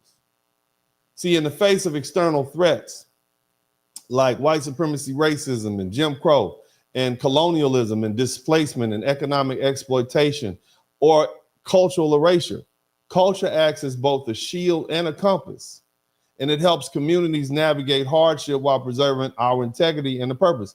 We see these Africans coming over here trying to erase us, and we just put the gender war down and say, hold on, let's get back. We got to protect what's ours. You see, that's an example of our culture. This boycott set for August 1st is an example of our culture. The word, all somebody had to do was say it. And they're like, yeah, that's what we're going to do because it's normal to us. See, cultures create a shared sense of self among a group of people. And through common language, values, rituals, clothing, food, and artistic expression, it forms a collective identity that distinguishes one group from another. The same stuff that everybody else mimics is something we do for our own preservation. And this identity is more than symbolic. It serves as a foundation for social unity and as a psychological anchor for folk navigating in their place in the world. It also signals a people's presence and legitimacy on the global stage. Cultural systems establish behavioral norms and moral expectations. They let folk know what's acceptable and what's honorable and what should be aspired to and what's condemned. See, in the Black community, if somebody disrespect you and you hit them back harder, that's not necessarily condemned. In fact, that's acceptable because we also have an element in our culture that says you have to fight back. But for that element, we would have been erased a long time ago. See, that's something else that they try to condemn. Everything good about Black culture that has kept us alive is what you find the dominant society keying in on and trying to say is bad. I just want you to keep that in mind. That doesn't mean we don't sometimes go too far, but I want you to understand that, okay? But the thing is, these standards regulate our personal conduct, our social relationships. It ensures order and cooperation within our group. And without this framework, societies are vulnerable to internal fragmentation or external manipulation, which is what happened to the Africans. Now, here's the thing. A well-functioning culture does not exist in abstraction. It manifests through tangible institutions, our educational systems, okay? Our religious organizations, our legal frameworks, our family structures, shout out to Black Sand, our economic enterprises, our cultural expressions. Culture provides the blueprint for how these institutions are built and maintained. And when communities lack inherited institutions, culture becomes an engine for their construction, and it shapes their form and function according to the group's specific needs and worldview. And then our need largely was survival in a society where we're surrounded. You understand me? Okay. Now, let's talk about the Black American experience. The survival and flourishing of Black Americans in the United States it's not a historical accident. It's the product of an intentional, adaptive, and unyielding cultural system forced in the crucible of oppression, slavery, exclusion, and system-wide hostility and state-sanctioned neglect. They wouldn't let us live where we wanted, eat. They wouldn't let us, we couldn't get educated where we wanted to. We couldn't work where we wanted to. You see what I'm saying? And so what appeared to be a mere cultural expression, whether we talk about food or music or fashion or protest, is really the functional toolkit for survival and self-determination and community cohesion. Let's talk about our food. Listen now, all you youngsters out there, y'all didn't have old people like I had to grow up with. Soul food is not simply cuisine. Your macaroni and cheese, your collard greens, I don't eat pork no more. I cut it out when I was 14. Your fatback, your hot hog head cheese, your chitlins. Okay, that was a culinary rebellion. It was born from scarcity. It emerged when we were an enslaved and oppressed people, when we were forced to make do with the discarded scraps of this filthy animal called a pig. They didn't give us the pork chops. They didn't give us the good parts. Shout out to Jedi Siege. They gave us the intestines. Here, Mabel, you can take these goddamn pig guts out back and do what you want. Feed the rest of them. They gave us the neck bones. You understand? They gave us the wilted greens that, like, some of the worst. Anybody cook greens, you know you got to cook them goddamn greens all day, and you got to pull the string out of them. And despite what Kamala Harris says, you do not wash them in a nasty bathtub. You wash them in the sink. You understand me? And some people leave the string in because, you know, they the little middle vein part, because you know, it holds its consistency. Nevertheless, a little salt, a little fat back. Again, I don't eat pork anymore. I gave it up. But back in the day, my grandma used to put salt, fat back, which is salted pork meat, in there to give it season. But here's the thing: it was through this ancestral ingenuity and necessity, these items became symbols of nourishment and cultural pride and spiritual restoration. And these dishes, like collard greens, cornbread, all cornbread is just some dried up mashed corn. You put a little butter, a little sugar. Not some people, for the kids. When I cook cornbread, I add a little sugar in for the children because they don't necessarily like it. But normally it's just a little butter, a little milk, and if you know what you're really doing, throw a little pet milk in there, and it'll give it a little bit more consistency. Okay, you bake it outside, it's good. Chitlins, they embody the ethos of turning degradation into sustenance, both literal and cultural. This is not food. It was food for survival. Okay, it was food that transformed humiliation into heritage. Shout out to David Johnson. But again, now you got people in France trying to figure out how to make oxtails and cornbread, and I've seen some of the I'm like, I ain't never been nowhere where a piece of cornbread costs $15. Cornbread, you got that same box of Jiffy that I got, and you telling me you're gonna charge $15 for this little giblet of cornbread? Come on, man. Now it's a delicacy. But you see how that was a mechanism for survival. That was one of our cultural adaptations, but we did it so good, we wore our cross. They tried to put our cross on our back and hold us down. We flipped that thing around. We gold-plated that thing, and we wore it like that. Geez, everybody got a cross to bear. You understand me? And we took ours and we shined it up, and nobody can understand how we did that. But that is uniquely, they don't have chitlins in no Africa. They wasn't making chitlins in Africa. You understand me? That's not African culture. That's uniquely American. Let's talk about Black American music. You learning something. You're going to learn something today. You hear me? Let's talk about our music. It is a moral archive, and it is a global defense system. See, from the sorrow-laced spirituals of slavery to the soul anthems of resistance, from the blues and jazz to hip-hop to R&B, Black American music tells the emotional, political, and psychological truth of people that America tried to erase. Shout out to Tobias Judah. It humanizes what the system tried to dehumanize. Our art, it's global influence makes it impossible for the world to ignore and demonize Black Americans without contradiction. In that way, our cultural brilliance and our sound is not just expressive, it's protected. What I'm explaining to you, how can you hate these people and love their music? How can you dehumanize this group of people who have such music that appeals to the human soul? You understand what I'm saying? This is what you all don't get. All right? That's what our music did. So it was more than just, hold on one minute.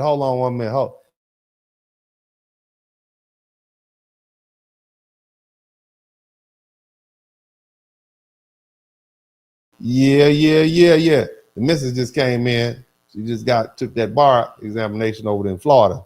So we gonna be a Florida lawyer. I'm gonna retire over there. Look, I'm gonna be what's it called? I'm gonna be a kept man. What's it called? I'm gonna be I forget what it's called. I'm gonna be a trophy husband. Somebody type trophy husband in the chat room. Anyway, let's get back to the work. But again, so so we wasn't just playing with it. It was our way of showing the world that our humanity. You can't dehumanize people and you around there listen to them. Man, it's so soulful. Man, this encapsulates the human spirit and the pain and the suffering. God. But on the flip side, you trying to tell us we're not human? We're subhuman? You see how that worked? Think about that. Ain't God good? Now let's talk about fashion, okay? In this regard, we're reclaiming the aesthetic battlefield. Now let me tell you something I know you didn't know, right? Fashion in Black American culture is not just about vanity. It never was. It's about our sovereignty. Denim jeans, this cheap material wasn't originally for blue jeans. It wasn't this fashion thing. Southern field workers wore this. You see what I'm saying? Southern hands, and look at some of these old, they'll tell you denim was the material of the workers in the fields down south. It was durable, it was tough. You understand? You understand? Think about that. Even the way we rock our tennis shoes or sneakers, depending on where you're from. We took what was practical and imposed prestige on it. Streetwear, cornrows, afros. These were all low maintenance hairstyles. Gold jewelry to communicate our value. Living in the ghetto, but you rocking a gold chain. So you still showed your value. There were declarations of ownership. Maybe you couldn't afford the richest house, but hey, you know what? You can't stop me from adorning my body with gold. So let me show you my value in this way. And that's why our value systems are different. We had to wear our houses on our neck or our cars. This is our culture. You see? And and the other thing is, these are our declarations of ownership over our identity in the face of these Eurocentric beauty standards and structural marginalization. In every stitch and every silhouette lies a refusal to be defined by oppression. Here's another one. Resistance has always been central to the Black American experience, and it's always carried dual strategies, moral high ground and strategic deterrence. The Black church was not only a spiritual refuge, but a war room of freedom movements. Civil rights disobedience, nonviolence. It exposed the hypocrisy of American democracy to the world. But beneath that moral power, beneath that turn the other cheek, there was always a threat of physical resistance. On one hand, you got your Martin Luther King Jr., who's talking about nonviolence resistance. On the other hand, you got your Malcolm X. Even with the nonviolence resistance, you had the deacons of defense for justice, typically outside armed to the teeth to protect the peaceful people indoors. Keep that in mind. But again, there always has to be the threat of physical resistance in the face of an onslaught of violence. And this is that relationship that Black Americans and white Americans who've been here have had. See, the knowledge that Black Americans would defend themselves when necessary served as a check against our total erasure. Okay, peace, of course, was always our preference, but it wasn't the only option. You see what I'm saying? We weren't religiously tied to peaceful protests, as some of our great thinkers said.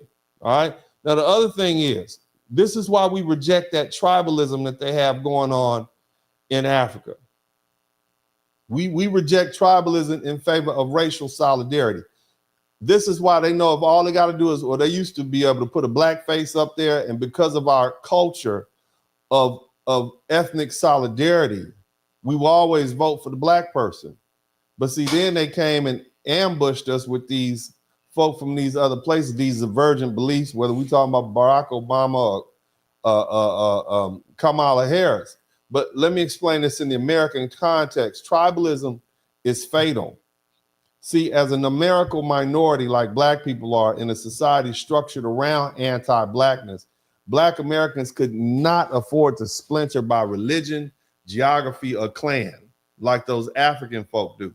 See, survival requires cohesion. Whether you from Harlem or Houston, whether you're a Muslim or a Methodist, the identity of Black American was forged not by borders or bloodlines, but by shared struggle, shared resistance, and a uniquely American cultural evolution.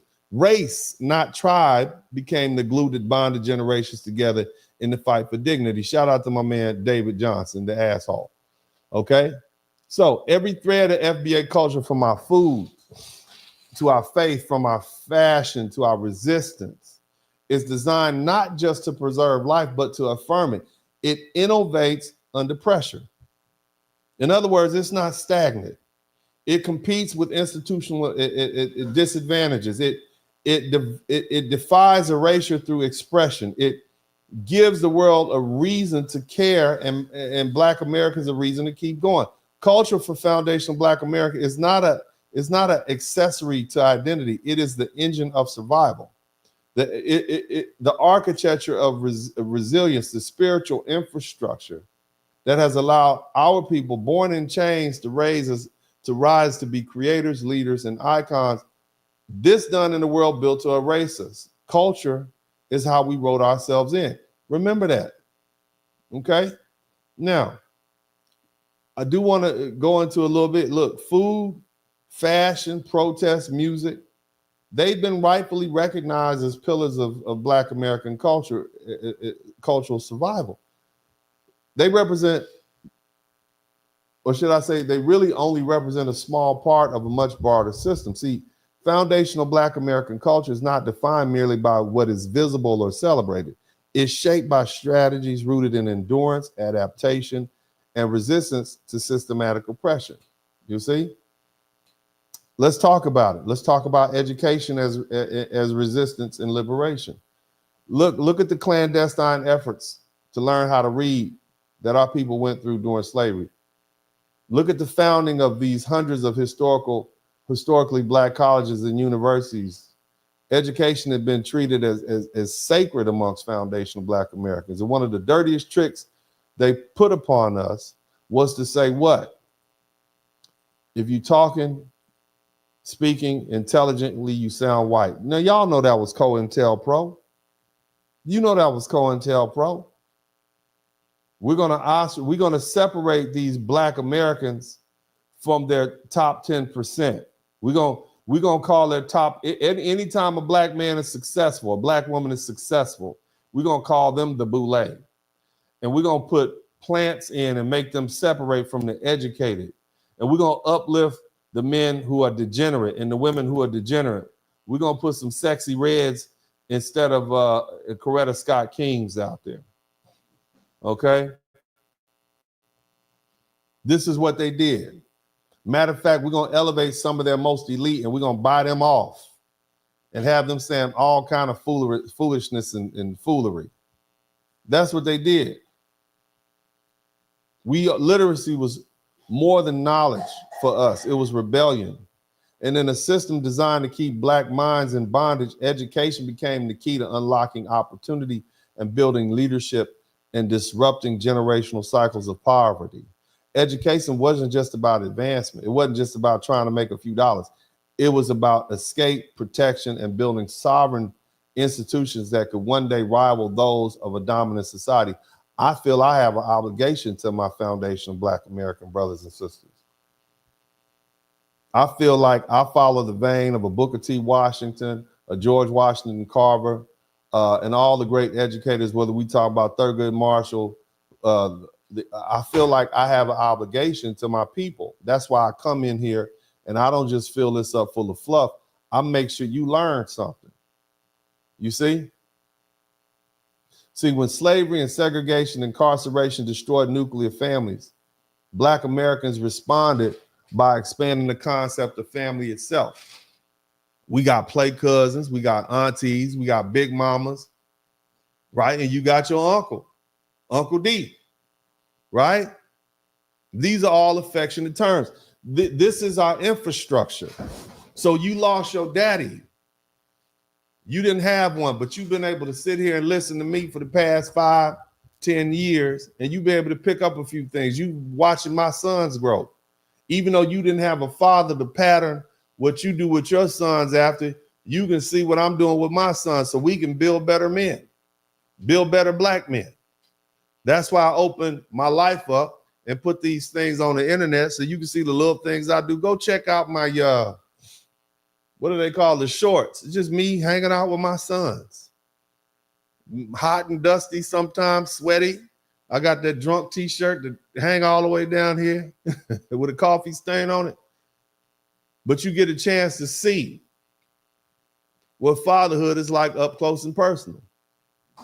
Nevertheless, this family structure, this web of surrogate family members, it forms a social safety net, and it filling roles of guidance counselors and caregivers and disciplinarians and protectors.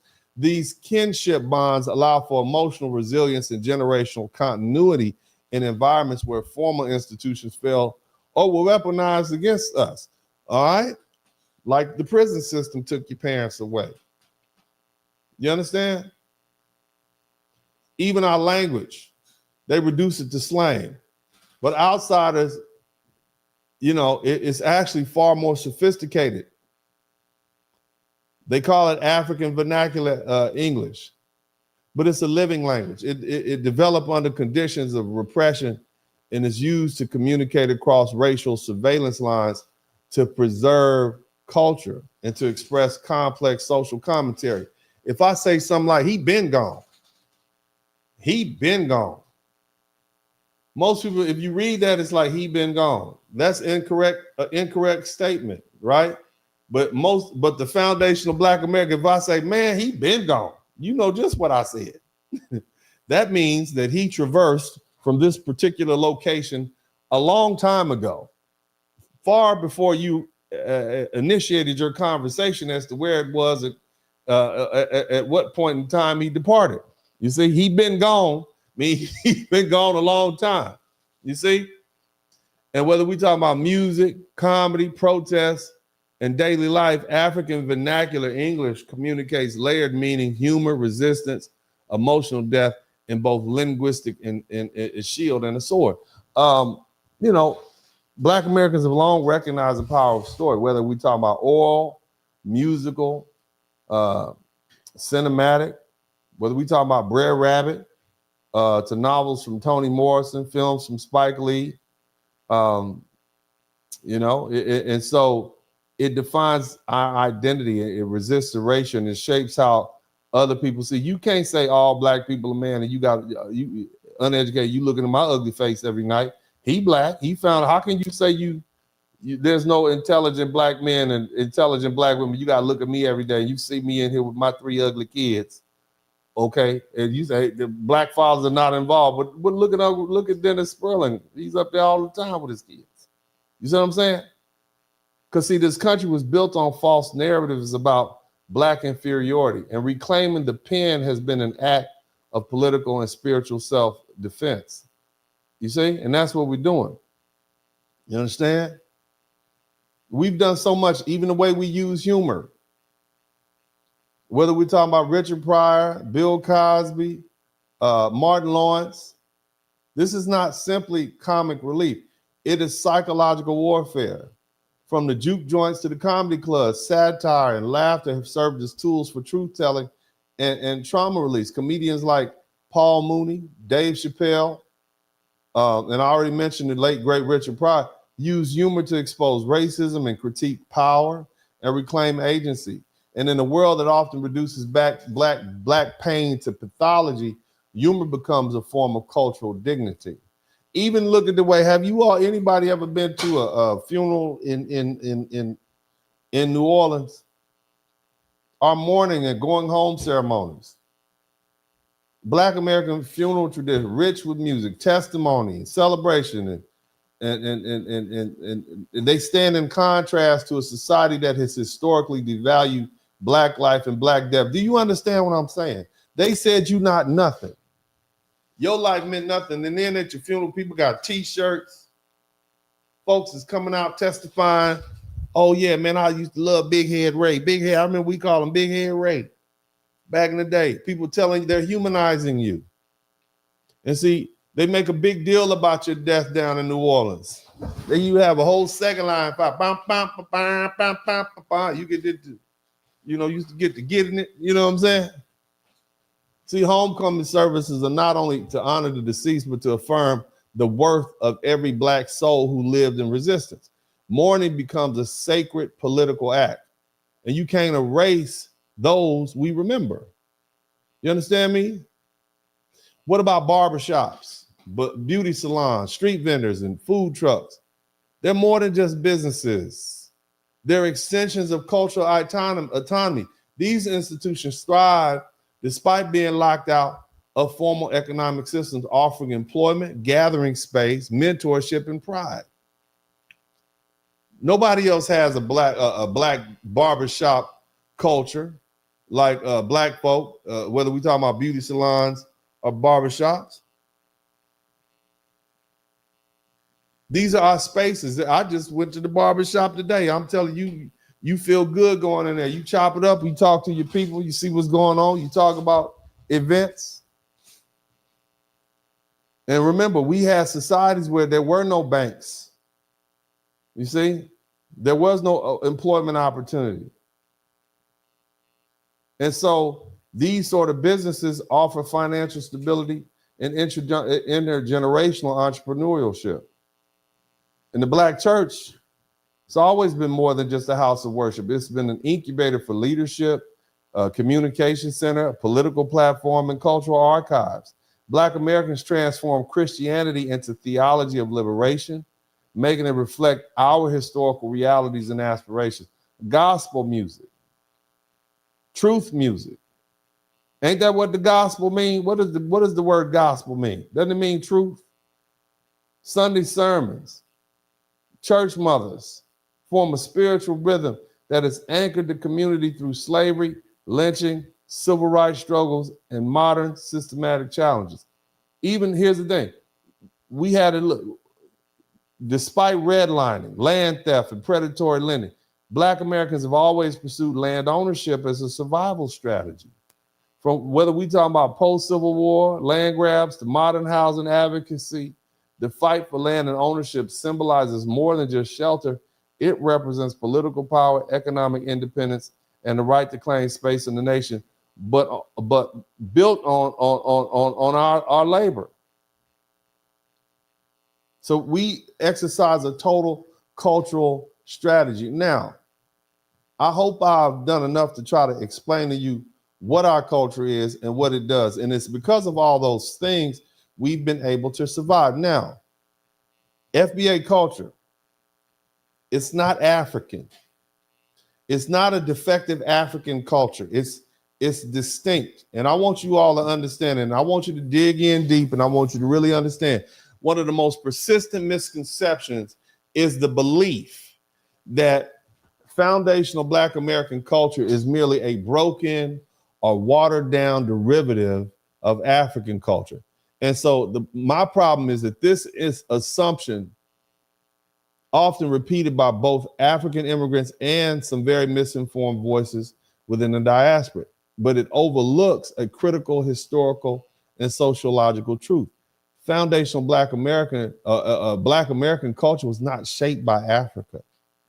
It was shaped by centuries of survival within the unique social, geographic, and political context in the United States.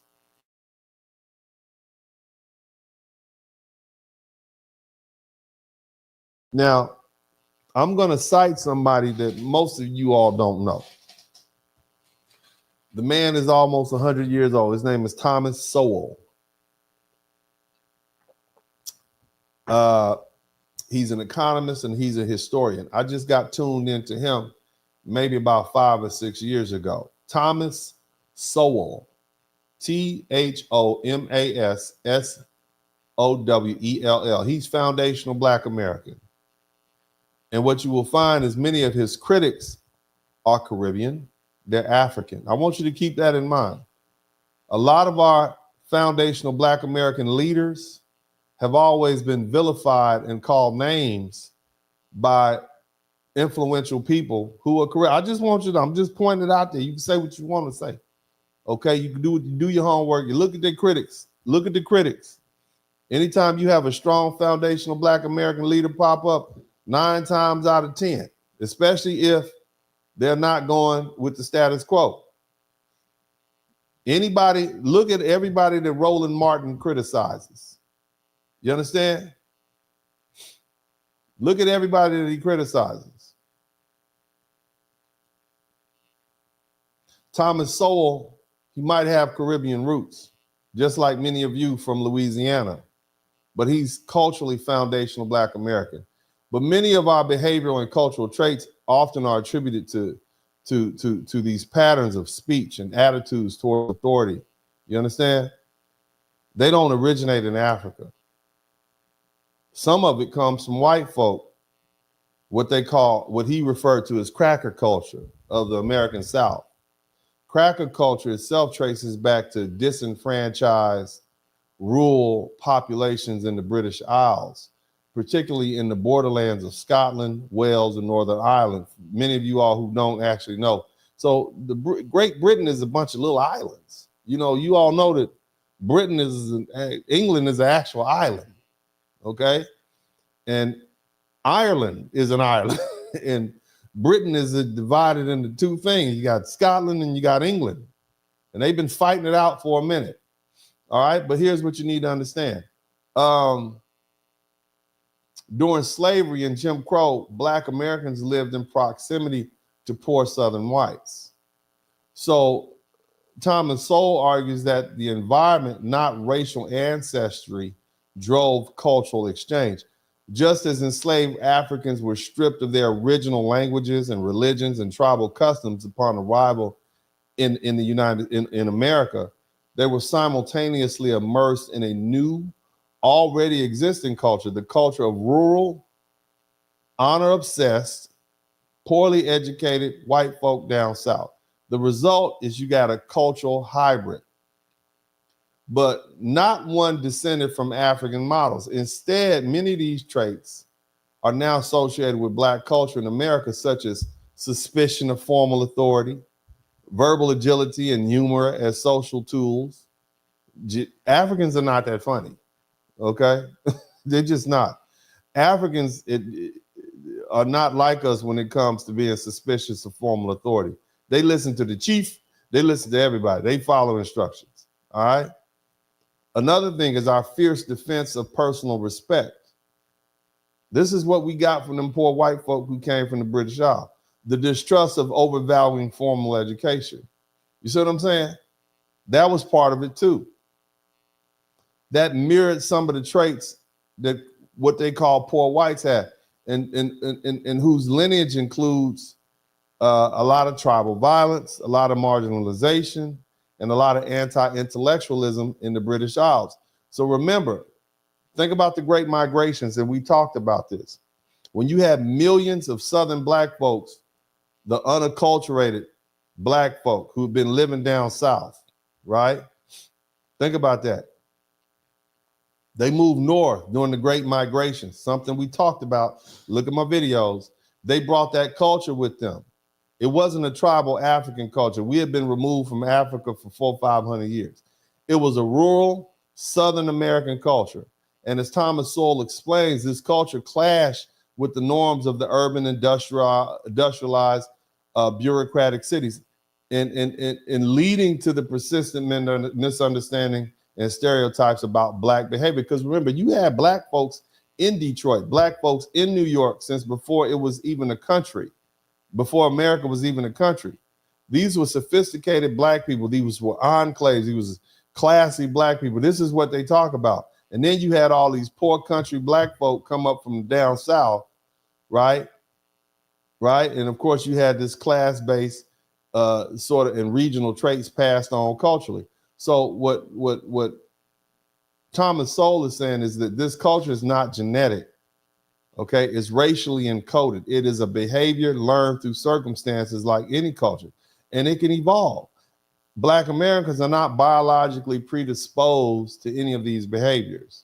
All right, this understanding dismantles both the racist biology-based arguments and the romanticization of the behavior, okay, that we have today, like that is all traditional African and it's survived. This whole thing of jumping the broom. They don't jump the broom in Africa.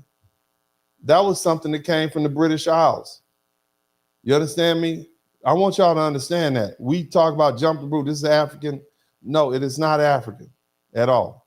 Okay? They don't jump the broom in Africa. This is a traditional, something they did in England.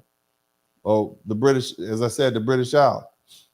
Right? And in fact, if there are any cultural threads Black Americans retain from African ancestors, it's not tribal traditions, but core instinct to survive, adapt, and build anew. From soul food to jazz, from resistance movements to fashion, from the Black church to civil rights organizations, Black American culture was forged under fire. Do you know in the British Isles, they used to hoop and holler at their religious ceremonies, and Black folks do the same thing, but Africans don't? Not back then.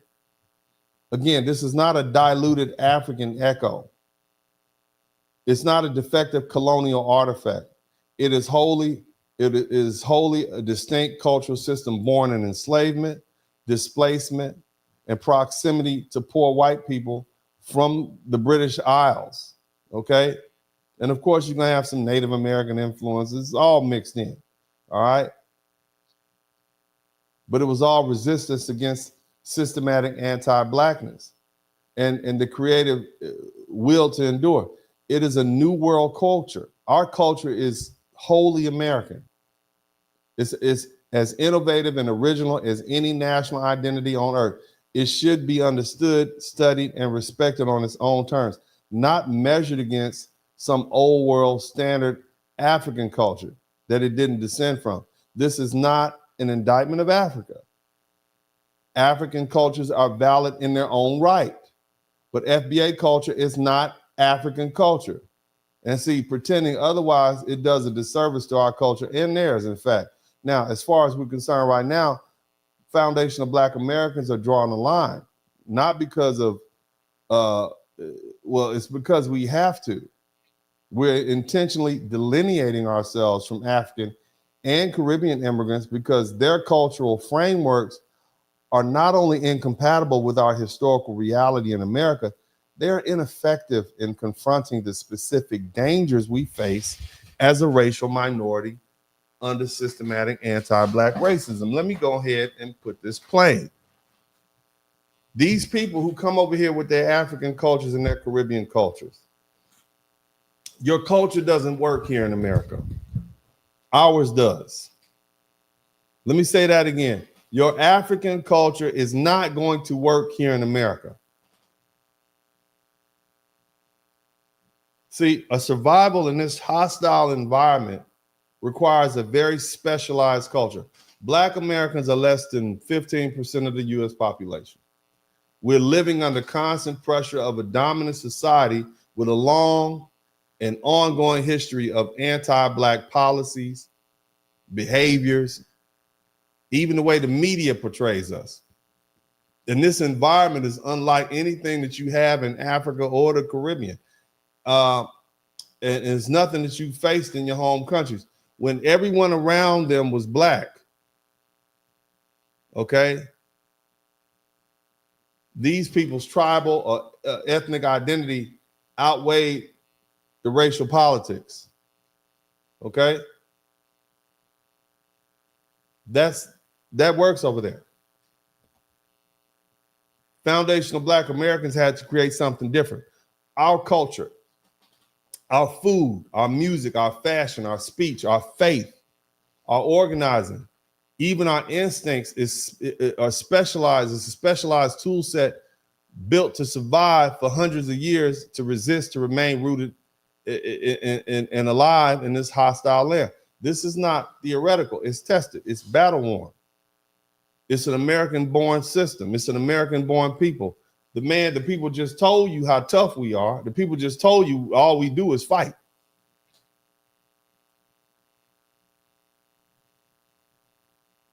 You can't bring these imported defective strategies to this country and think you're going to survive. African and Caribbean cultures come with colonial coping mechanisms or tribal divisions that simply don't work in the U.S. context. Tribalism in particular, think about it. Dividing people because of their language and their religion or their ethnicity, that's going to fail. That's why you all sold us into slavery. That's why you got overrun. In a society where blackness itself is the primary basis of discrimination, you can't afford to fracture yourselves further by adopting these cultural tendencies that divide you up based on how you say loaf of bread. By the way, how you need to unify. That's why we don't want tribalism here. We don't want colorism here. And believe me, those Caribbean islands are full of that. We don't want a caste system. And we damn sure don't want passive acceptance of exploitation. We're not impressed by imported colonial pride dressed up as tradition. In fact, we see much of it as a liability, a psychological and political weakness that prevents unity, transparency, and progress in the American context. You see?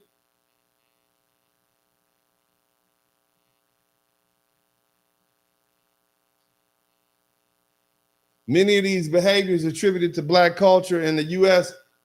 are not African holdovers. They're the result of shared cultural environments between enslaved Black folk and poor white folk.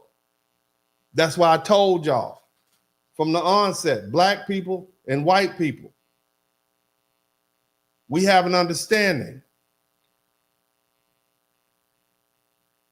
That doesn't mean it's always at peace, but we have an understanding because we have a shared language and a shared culture, even though ours is different.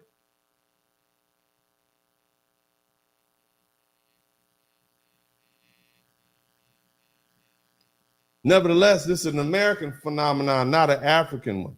Our evolution from those behaviors have evolved, and there's a deliberate rejection of many of the self-destructive tendencies and the cultivation of these institutions and values and strategies that don't serve us over here in this country under this system.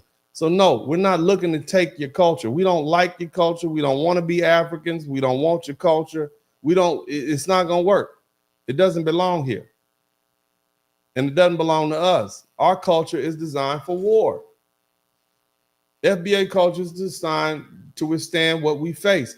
Demonization in the media, war. Criminalization in the courts, war. Economic exclusion, war. Police violence, war. Educational neglect, war. Political erasure, war. And it gives us the tools to humanize ourselves globally through our music and art. Protest and organize through the Black church and other grassroots movements. Shout out to Penny Ford. Protect and nourish each other through shared identity, soul food, and street fashion. Speak and signal with our language to build community and pass knowledge covertly. You heard when that brother said, I don't know them people. Shit. If you hear black, look, all I got to do is say shit. Everybody that's foundational Black American know what my response was to whatever somebody just said. Shit. You see? I mean, think about it. Nothing was said. But see, that is African vernacular language. And it really takes me I got to be around my people to really chop it up and you begin to understand. See, all of this is a cultural strategy, not a sentiment. All that kiss butt, all that, I'm going to just say, all that kiss assing that you Africans do, all of that y'all do, that's not going to get you anywhere but smashed out in America. The first people they take care of in the wrong way are the ones closest to them when the poop hit the fan. See, we project strength with our physicality and our aesthetics and sports and style and rhetoric. And that keeps people at bay, not around here acting timid and weak. See, we're not the same, and it's not an insult. It's a declaration of survival. It's a boundary between being drawn around our cultural identity forged in the furnace of the American racial caste system. It is, how would I say, it is a protective mechanism that prevents dilution and exploitation and confusion. We would have welcomed y'all as allies, but we don't welcome cultural replacement and guilt tripping or entitlement to the sacrifices we made. If your culture could beat white supremacy, it would have done so in your homeland. By contrast, we beat ours under his boot, and we still here. Let me make this plain. Any culture built to function where Black people are the majority will fail when transplanted into a society where Black people are the permanent targeted minority. In places like Nigeria and Jamaica and Haiti and Ghana, where Black faces fill the streets, hold offices, and run institutions, culture evolved in the absence of total racial marginalization. Yes, those nations have deep issues rooted in colonialism and corruption and classism and tribal warfare, but what they don't have is the experience of being systematically crushed and erased by a white power structure that dominates every field of significance: legal, social, political, and economic. Here in the United States, we do. This country it wasn't designed for you. It wasn't built with you in mind, and it doesn't care where you came from. It just sees Black. And that's where your culture fails. Your imported rituals, your outdated gender norms, your tribal allegiances, your colonial manners, your pride and symbols that don't move power here. All right, all of that gets you nowhere. See that post-colonial optimism, that class-based elitism. I'm from this tribe. That's status back home. But here, it buys you nothing but the same discrimination we've been navigating through for centuries. Now that foundational Black Americans are delineating and separating our identity and refusing to carry you on our backs, you feel a certain type of way. Now you know you about to feel the full weight of what it is to be Black in this country, and it's coming fast. And no more pretending to be African American to get access to scholarships or minority set-asides or media sympathy. No more using our civil rights legacy as your entry pass while disrespecting the very people who built it. No more cosplaying as FBA when it's convenient and retreating to your homeland and your flags and your pride when it suits you. The mask is off now. You're going to walk into a job interview as a Nigerian, not as a Black American. You're going to enter into a courtroom as a Haitian, not as a descendant of the United States Black Americans who endure slavery here. You're going to check that college application, label other African immigrant. That's what's going to happen. And America is going to treat you accordingly. And when you look around for help, you'll find you're alone. You see, we were your buffer. Our culture, our struggle, and our endurance shielded you from what this country truly does to unprotected Black people. And now that we've stepped aside, you'll get a full dose. As the old Black American saying goes, I can show you better than I can tell you. Or in other words, all that stuff y'all was talking, your mouth wrote a check that your ass can't cash. Excuse the language, family friendly. And if you don't believe me, just watch and see. Your culture's gonna crack under pressure because it was not built for war. It was built for peacetime among your own people. Ours was forged under fire. Yours is about to feel the heat. And that's not hate, that's prophecy.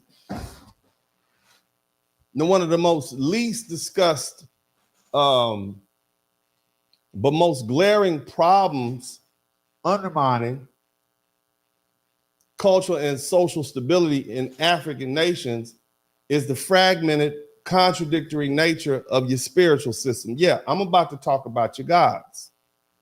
I'm going to talk about your weak gods, the same weak gods that allow these northern European invaders and Arabs to come in and divide you. I'm going to talk about it. Since you say you have a superior culture, I'm going to talk about it today. These systems are not structured for cohesion, collective empowerment, or scalable moral leadership. Instead, they're tribal. They're hyper-local. And they're incompatible with the modern day world that we live in across pre-colonial and even present day Africa. Religious practices is fractured. One village prays to the river spirits, another one prays to the iron gods, and another is praying to some animal totem. Some of you all invoke a jinn, others blend Islam or Christianity with some animist rituals. These are not, there's no unifying. There's no shared scripture. There's no standardized ethics. Religion is not a binding force. It is a dividing line amongst you all. And this unity is not benign. It helped fuel the transatlantic slave trade in West Africa. Listen to me. In West Africa, Islamic scholars in cities like Timbuktu and Kano justified enslaving fellow Africans on religious grounds. They labeled animists and those who practice these traditional beliefs as kafir, C-A-F-I-R.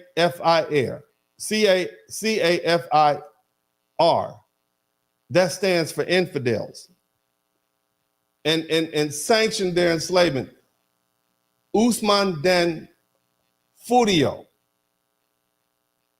his 19th century jihad under the Sokoto Caliphate was a perfect example. See, it wasn't just about spreading Islam. It was about punishing Africans who worshiped, quote unquote, incorrectly. His campaign raided the Hausa kingdoms, such as Gubara, Kano, Katsina, Zaria, and extended into modern day Nigeria and Niger, Cameroon, Burkina Faso, and Benin. Women and children were trafficked. Whole villages destroyed, not by Europeans, but by their own neighbors due to religious incompatibility. I want this to sink in because I don't want y'all to let this fly by you. If your ancestors were brought here between 1800 and 1900, and they came from the west coast of Africa, which many of them did, these were Black Africans enslaving genetically identical people because of their religious beliefs. There was no Pan-Africanism. There was no black first, just sectarian tribalism. Even outside of Islam, religion remained tethered to tribe. The Yoruba gods were for Yoruba people. The Igbo gods were for Igbo. Your deities define your identity, and everyone else's beliefs were alien. And this created a culture of suspicion, betrayal, and opportunism. If your tribe didn't worship the same way, you could be raided, sold, or sacrificed. This is what happens when theology is weaponized. This is what happens when culture lacks unifying identity. And this is exactly why foundational Black Americans reject wholesale the adoption of African spiritual systems. See, shout out to JW. Let me run this back to you. There's a reason why we pray to Jesus. There's a reason why Black Americans call you a foreigner if you don't speak English. Or you don't speak English well. See, look here. It didn't matter if you were a Mandinka or a Yoruba or Igbo, if you were a Fulani, all of that was stripped away on those slave ships and on those tribal lines. All that vanished. And in its place, Black Americans forged unity, not through fractured gods, but through shared struggle for survival. See, they forced Christianity on us, but we reimagined it into a liberation theology that suited us. That's our culture. The Black church became a headquarters for resistance, fundraising, moral clarity, and civil rights strategy. Shout out to David Johnson, asshole. See, we didn't rely on goat sacrifices or village shamans. We built a spiritual engine of survival and unity and empowerment through Christianity. Whether you call yourself a Baptist or a Catholic, we all on the same page. Now compare that with nations where tribal religion still dominates, where's their cohesion? Where are their institutions? Where's their global influence? What you'll find instead are Pentecostal pastors quoting Western preachers in Lagos. You'll find Wahhabi clerics enforcing rigid doctrine in Dakar. Crusades that mimic American evangelical concerts. Even they know their old systems don't work anymore. And so they've given that up. So now, that being the case, why import that dysfunction here? Why blend Jen's beliefs with Jesus or idol worship with Black liberation? It didn't work in Africa. It won't work here. We Black Americans know what does work here. We built it, and we don't want to go back to that. You see? We wholesale reject your religious influence. We know what it produced betrayal, it produced bondage and moral confusion. Religion should never be a pretext to enslave your neighbor or justify disunity. When you import those fractured systems into America, blending Jen's beliefs with Jesus, spirit possession with Christian baptism, or trying to integrate polytheism into Black liberation, you end up with chaos. You don't build power, you build conflict. Let's contrast that with what we built. We didn't have 1,000 gods like you all did. We didn't have animus and confusion. We had a singular focus, freedom. Though we were force-fed Christianity, we turned it into a liberation theology. We turned Black churches into command centers. We created songs that preserved our faith and our freedom. We used religion not to divide, but to unify. The church was where we planned resistance, where we raised money, where we held each other up. We did not need a goat sacrifice to survive. We needed order, morality, and purpose. That is the religion Black Americans built. Not just a spiritual one, but a strategic one. not imported, forged in the belly of the beast, and it worked. That's what you need to understand. We don't want that failed religion that you had that failed you. We don't want it. Even now, y'all gave up Islam, y'all gave up your spiritual systems, y'all took up Islam and Christianity.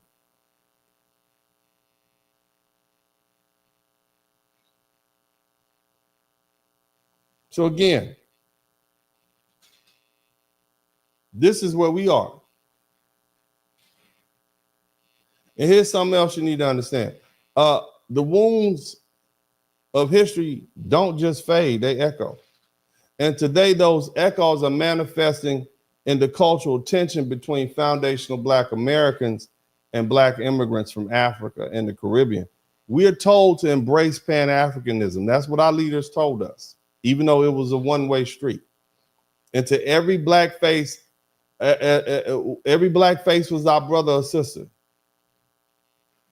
We were just supposed to collapse centuries of betrayal and bloodshed and belief, you know, and just have a big kumbaya moment. But we haven't forgotten. We can't forget. Because that same fractured thinking, that the tribal superiority, the religious arrogance, the disunity that allowed millions of us to be sold into bondage and millions more to perish in the Middle Passage, it still lives today in the minds of many immigrants who arrive in the United States. Let's be honest. Many African immigrants don't see themselves as Black first. They see themselves as Nigerian. They see themselves as Ghanaian. And even further, they don't see us, the descendants of the enslaved. What they see is lazy people who are morally loose, who are spiritually cursed, who are disconnected. That's not unity. That's judgment. That's hierarchy wrapped in melanin. Just like the pre-colonial Africa, they often carry with them the same belief systems that fractured the continent: ethnic superiority, religious elitism, and disdain for those outside their tribe.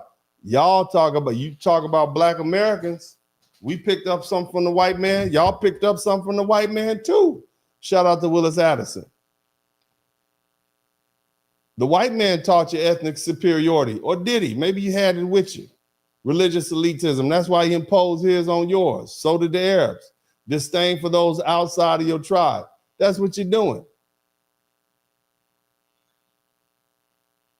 You got people call themselves Nigerian Pentecostals telling Black Americans we don't pray right. You got these folk, these Haitian voodoo practitioners claiming their spirits are stronger than our Jesus.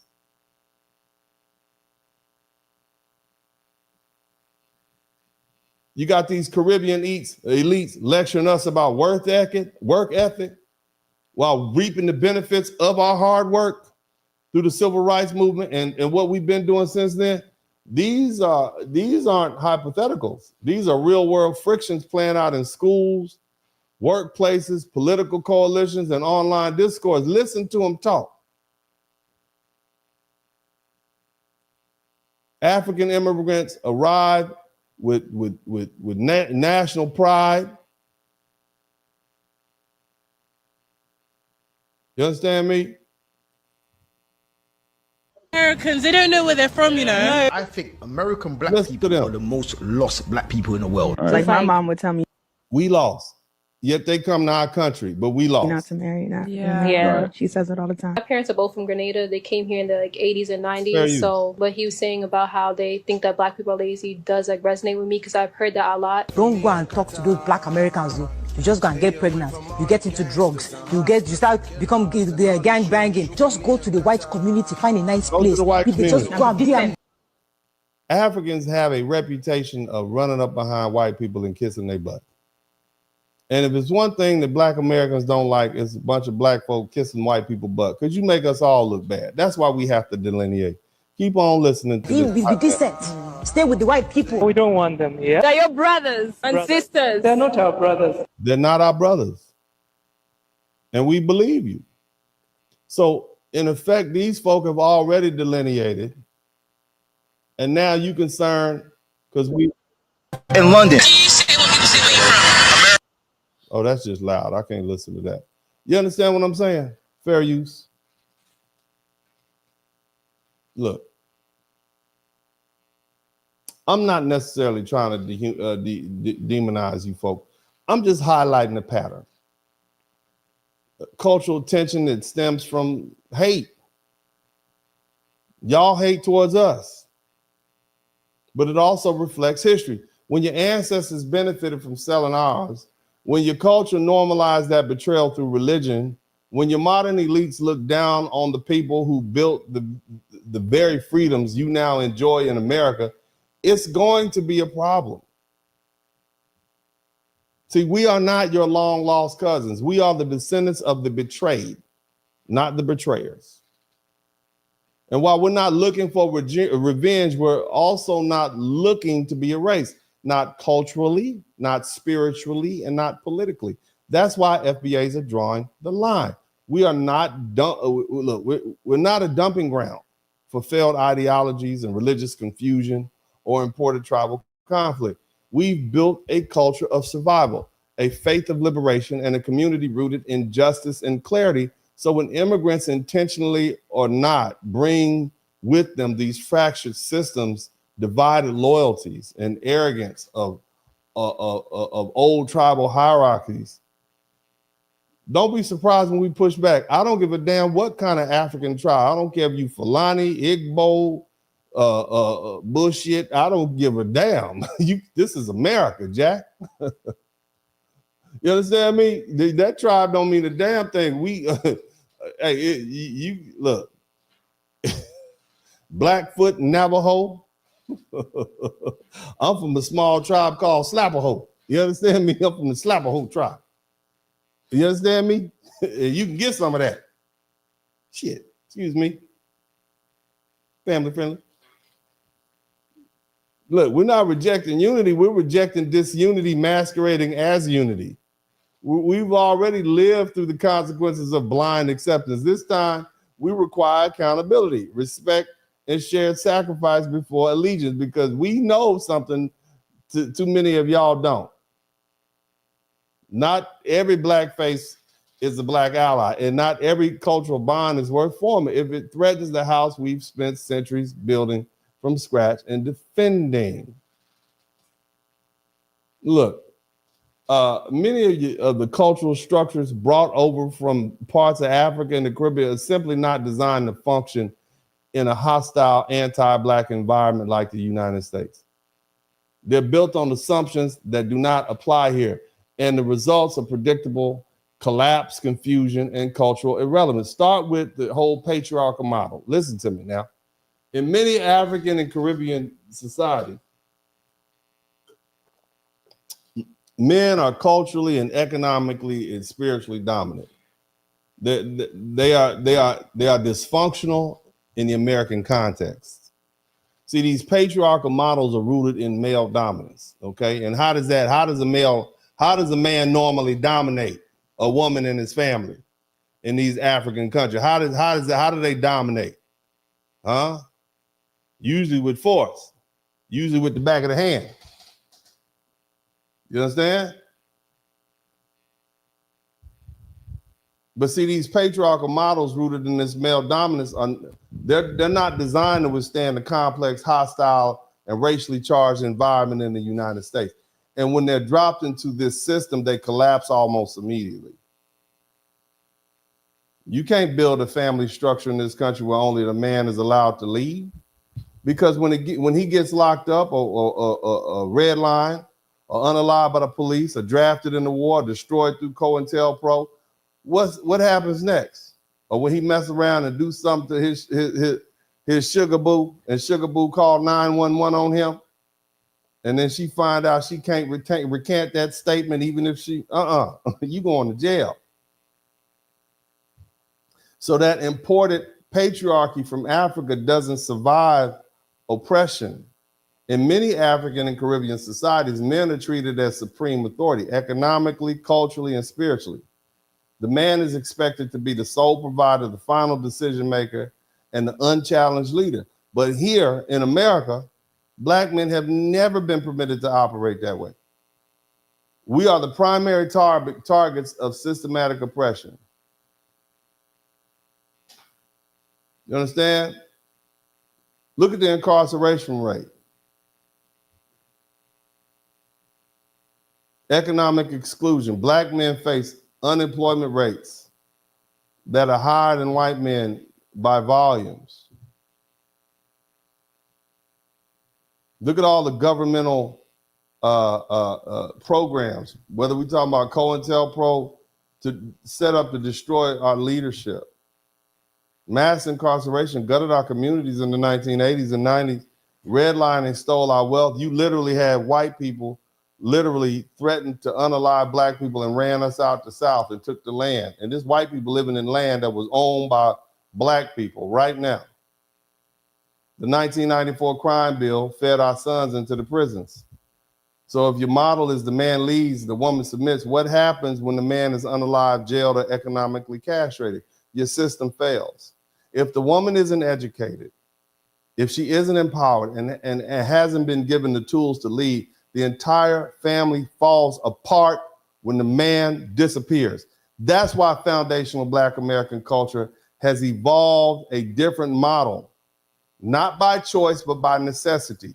We developed strong matriarchs,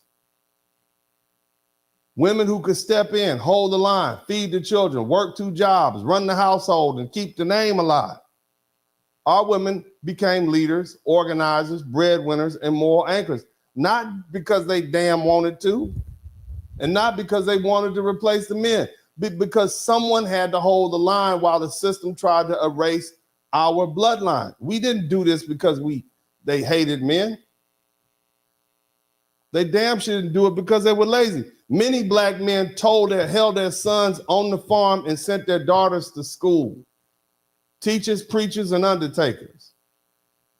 So unless you wanted to be an undertaker or a preacher, you was gonna work in the fields. The girls went to school. Look at all the teacher colleges that we had, filled up with little Black girls. Men were being systematically removed, from the FBI attacks on our leadership to the war on drugs, to the mass incarceration that came after 1995 and the mass incarceration explosion, to the economic sabotage of our communities. Our survival depended on women stepping up, and they did. And this is why you have the image of a big mama that dates back to slavery, that dates back to Jim Crow. Big Mama was strong. She was unshaken. She was unbought.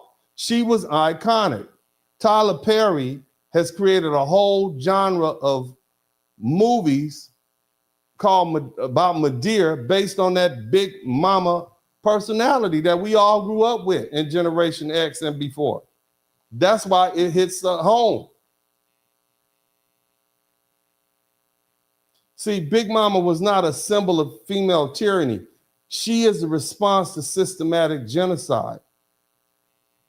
See, many immigrants come here clinging to these patriarchal structures that, quite frankly, already failed them back home. The idea of a dominant man and a silent woman is not just outdated, it's dangerous around here.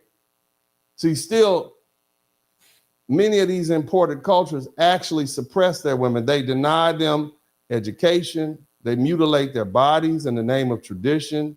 They have things called honor unalivements. Honor starts with a K, okay? Many of these men right now, they treat their women as poverty. They use them, they use rape as a tool of war and subjugation. You see this in the conflict zones across Africa, where sexual violence is normalized and not condemned. You see it. You see it in the Caribbean societies, where men routinely abandon families and women bear the entire burden of child rearing without communal support or structural flexibility to survive long term. You think the out of wedlock birth rate is high in America? Go down to Jamaica.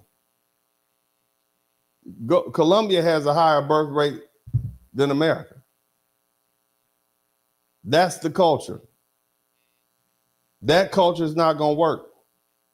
Let's look at the stats. In Nigeria, 30% of women between the age of 15 and 49 have experienced physical violence by their man. That's 3 in 10. That's the one that's counting. Northern Nigeria, they still marrying little girls. Look, they got child marriage going on. It's rampant.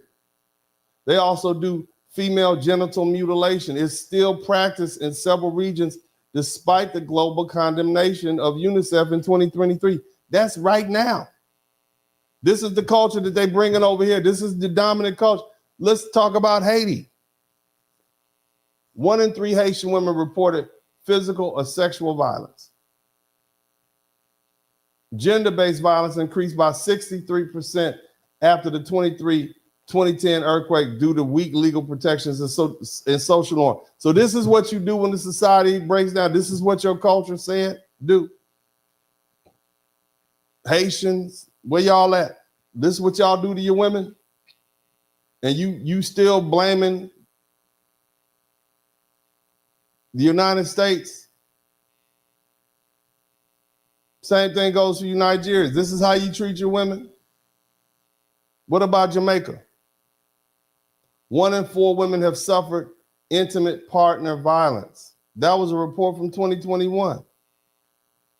Domestic is underreported due to cultural stigma and inadequate enforcement and protection law. She telling he doing this to me, she can't say nothing.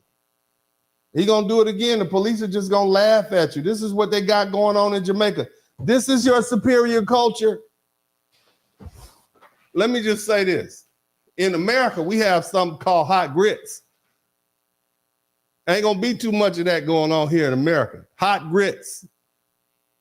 And most of y'all understand, hot grits, hot grease. You can't do that to our women up here. Hell, in some cases, our women are more abusive to men than we are. There was a whole report that came out about what was going on in the 70s and 80s. There were more men unalived by their women, black men unalived by their women than reverse. Hot grits. They will scald the hell out of you. And since we're talking about superior culture, you know South Africa is considered the grape capital of the world. They get 100 grapes daily. And I'm not talking about the type of grapes you make wine with. 100 grapes daily. And thousands more go unreported. This is a report from 2023. This is the culture that y'all say is superior to Black American culture. Are you kidding me? See, this is not just numbers. These are symptoms of a failed social structure and a failed culture that normalizes oppression against women. That's not culture. That don't survive here. In the US, you can't afford to keep your woman silent and uneducated or dependent.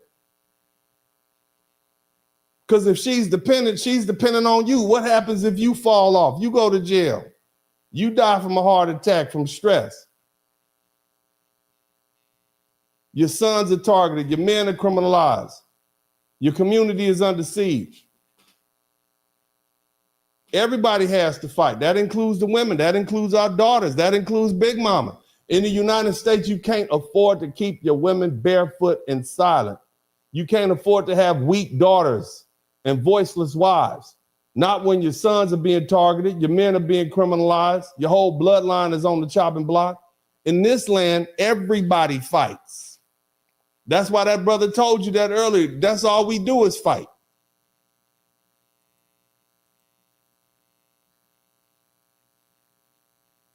Look, brothers, listen to me. We have legitimate critiques about power struggles in our home. You got to come home and you pulling up in the driveway, contemplating about what you gonna say. If she say this, I'm gonna say that. She say this, I'm gonna say that. I'm like, damn, I know. Been there, done that. But that power struggle is precisely the power struggle that allowed us to survive. See, we didn't die out because our women refused to die out. They stepped into the fire right with us and they didn't flinch. So when you bring you Africans and you Caribbean, when you bring that fragile patriarchal model here, understand this, your blueprint will collapse at the first sign of real oppression. That's what you see happening right now. Let me tell you something. I want to show you. Let me bring it home. I want you. What's gonna happen to his family? Huh? Now he's getting sent back to Africa. What's gonna happen? His women not strong enough to make it out here by themselves. They sent his black butt back to Africa somewhere. You understand me? This used to happen 100 times a day in Black America when we had a convict program. If your woman is not strong enough to take care of kids, guess what happens? Your bloodline fails. You understand me?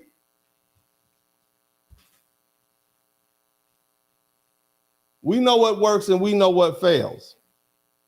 And we're not going back to systems that can't even survive pressure, let alone white supremacy. You won't bring over that broken social model, your ancient tribal norms, or you ain't gonna sit on no thrones over here, chief. I don't care what your daddy was. You was a chief back home, go back home. This is a different world we live in. You're our guest.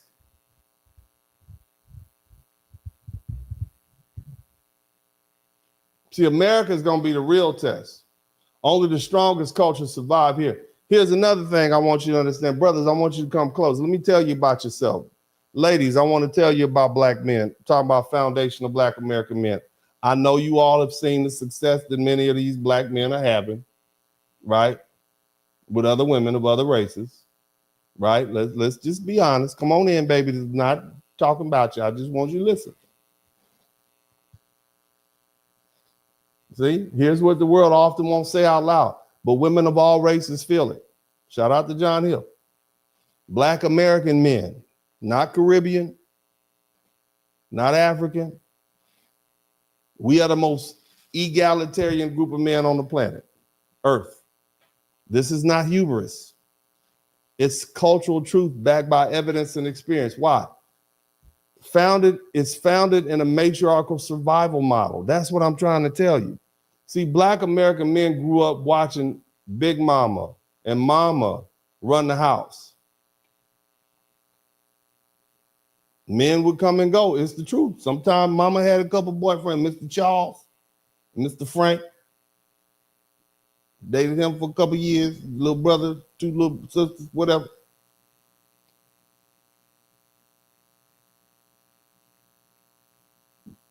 Women, black American women are not submissive. You see? They couldn't be. You got men who are absent and in prison and dealing with COINTELPRO and economic sabotage and systematic repression. Women stepped in. They became the breadwinners. They became the spiritual compass.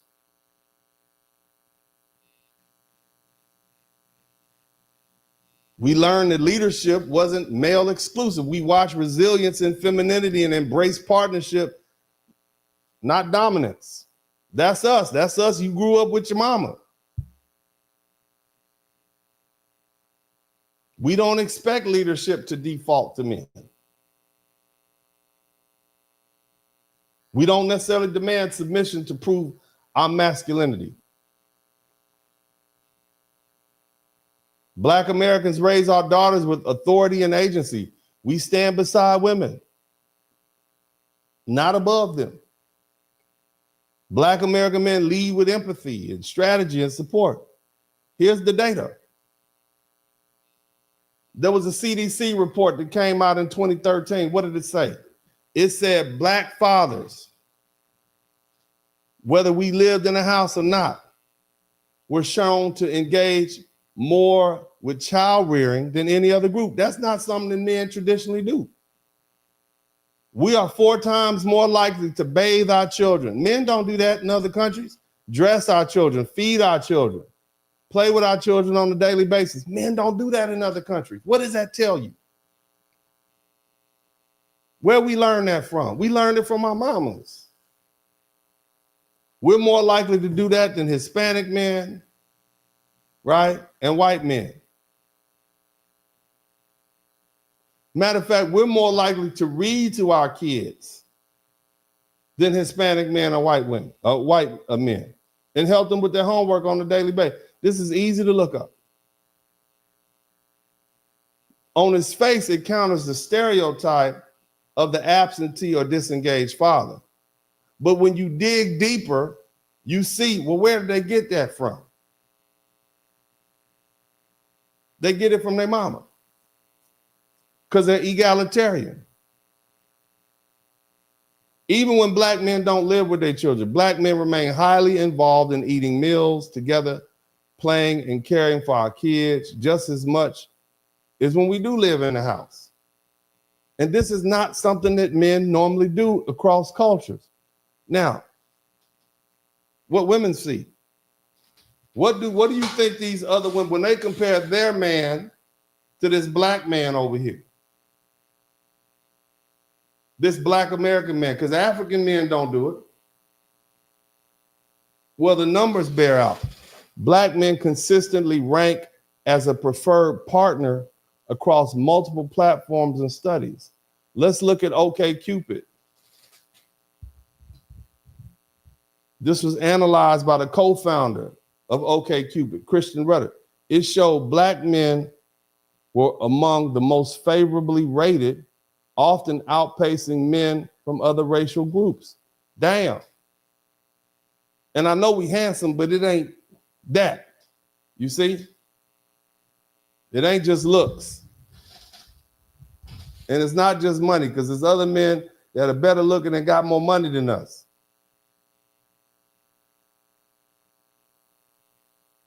So why do you think that is? Well, it's because when the rubber hits the road, they want to go with us. I'm just saying, family, just think about it. There's a Pew Research data in 2015. Black men are twice as likely as black women to marry someone of a different race. What does that mean? It was 24% to 12%. What does it mean? It means that these other women say, well, hey, I'm going to take this black man. We're not disparaging black women, because remember, I explained to you earlier, black women culturally have had to do something that other women haven't had to do just yet. And I'm going to get to that in a minute. But these other women see black men as more easier to get along with, more egalitarian. There was a Gallup poll of 2021. 94% of Americans approve of interracial marriage, including black and white parents. And these statistics show how black American men are seen as emotionally available, egalitarian, and partnership-minded, traits valued across all cultures. See, we got to deal with these numbers. See, the reason that black men are twice as likely to marry outside the race, more so than black women, black men 24% likely to marry black women 12%. It's not happening by accident. It's not forced. Okay, that women of other races are actively choosing foundational black American men. And they're doing so for reasons that go far beyond surface level traits like physique or confidence or style, or what's the thing they like to say? Fetish. That ain't it. The fetish goes out the window as soon as that sucker pass gas in the car. It goes out the window. No more fetish. You understand? We need to be real with this. If women just wanted masculinity and physical strength or great sex, they could find that anywhere. They could get that from Africans and Caribbeans and all these other black men if they just fetishizing black men. That's not it. If they wanted money, you know, there's a Jewish banker somewhere right now, a surgeon or a tech executive from another ethnic group that they can get. But they're not. They're choosing black American men, and we have to ask ourselves why. Because of the cultural upbringing. You understand me? It's the culture. Because of our egalitarian nature, and our culture is derived from what? For survival. See, we were raised in homes with powerful women, where power was shared, not hoarded, where men weren't taught to dominate their women, but to cooperate. We were raised to respect female voices and female authority, not try to silence them. We were taught that strength isn't about controlling a woman, it's about protecting her ability to thrive. These modern women, whether we talk about Asian, Latina, white, Caribbean, they're not being pressured to choose Black American men. They're opting into the culture that nurtures balance, partnership, and respect. What this means for the future of our people, let's break it down. Foundational Black American men are now having access to women of course, our own women, but also women across the globe. That means that our culture is expanding, not contracting. That means our values, our equality, our resilience, our adaptability are being passed on through every new family we build. In evolutionary terms, the purpose of culture is survival. Didn't I say that at the beginning? A culture that can reproduce, attract mates, form alliances, and adapt to a changing environment is the culture that will thrive. So what does it say when millions of women across ethnic and national lines choose us for their partners, their men? It says the foundational Black American culture is built for the future. It says our sons will carry our values. It says our daughters will inherit our strength, and our families will represent the most resilient, sought after version of Blackness on the planet. Not African Blackness, foundational Black American Blackness. This is why we don't need to beg for acceptance, and we don't care about you all telling us you're sorry. We are the standard for what works under pressure. And the world is starting to notice, because a culture that raises men to lead with balance, partner with power, and to love with dignity, that culture survives in the modern world. That culture multiplies in the modern world, and that culture wins. Now, sisters, Black American women, I want you to come up here. I want you to, all my sisters, I want you to dim the lights low, and I want you to step to the front of the room. I want to talk to you for a minute. Step to the front of the room, please, respectfully.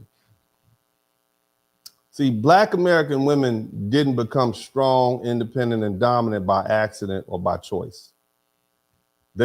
These weren't lifestyle decisions or personality quirks. These were cultural adaptations made out of necessity, forged in the fire of systematic crisis. You became what survival required, or else our people would have perished long ago. See, let's begin where the discussion must always begin, with the culture. Culture isn't just about food or clothing. It's not limited to language or tradition or celebration. Culture at its core is a survival system. It is the result of generations of trial and error, a living blueprint for how people respond to the challenges they face, protect their families, pass down knowledge, and maintain their identity. Culture defines who protects the household, who nurtures and raises the children, how resources are distributed, and how conflicts are managed. What values are sacred and what must never be compromised. See, it evolves under pressure. It changes to meet threats. It adapts to crisis. It's not aesthetic, it's functional. See, we ain't just talking about food and dance and so on and so forth. That's an adaptation arising out of the culture. And for foundational Black Americans, culture has always been about survival under siege. This is where the behavior of Black women must be properly understood. See, when slavery and Jim Crow and lynching and mass incarceration and redlining and economic sabotage and systematic violence ripped the Black men from the home, someone had to step up. Someone had to raise the children and earn money and protect the community and preserve the culture. That someone was you, Black woman. You inherited roles no one trained you for: the breadwinner, the protector, the emotional anchor, the teacher, the spiritual guide, the cultural preserver. You didn't choose this setup. This white supremacist system chose it for you, and it expected you to fail. But rather than collapse, you got strong and you adapted. You did what had to be done, not because you wanted dominance, but because you were fighting for survival. That is what culture does. It responds to conditions, And in your case, it responded with strength, with strategy, and sacrifice. What society often calls too masculine, Black woman, too loud, too angry in you, in fact, is a culturally encoded defense mechanism born of generational trauma and a relentless need to endure. So let's put it plainly. Your strength is not a defect. Your toughness is not a flaw.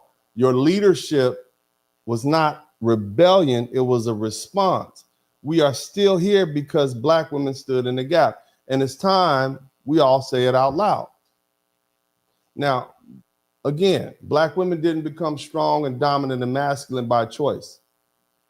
These weren't the result of ego or rebellion or personal attitude. They were born out of necessity. For centuries, the American system worked tirelessly to dismantle the Black family structure and remove brothers, fathers, uncles, and grandfathers from the home.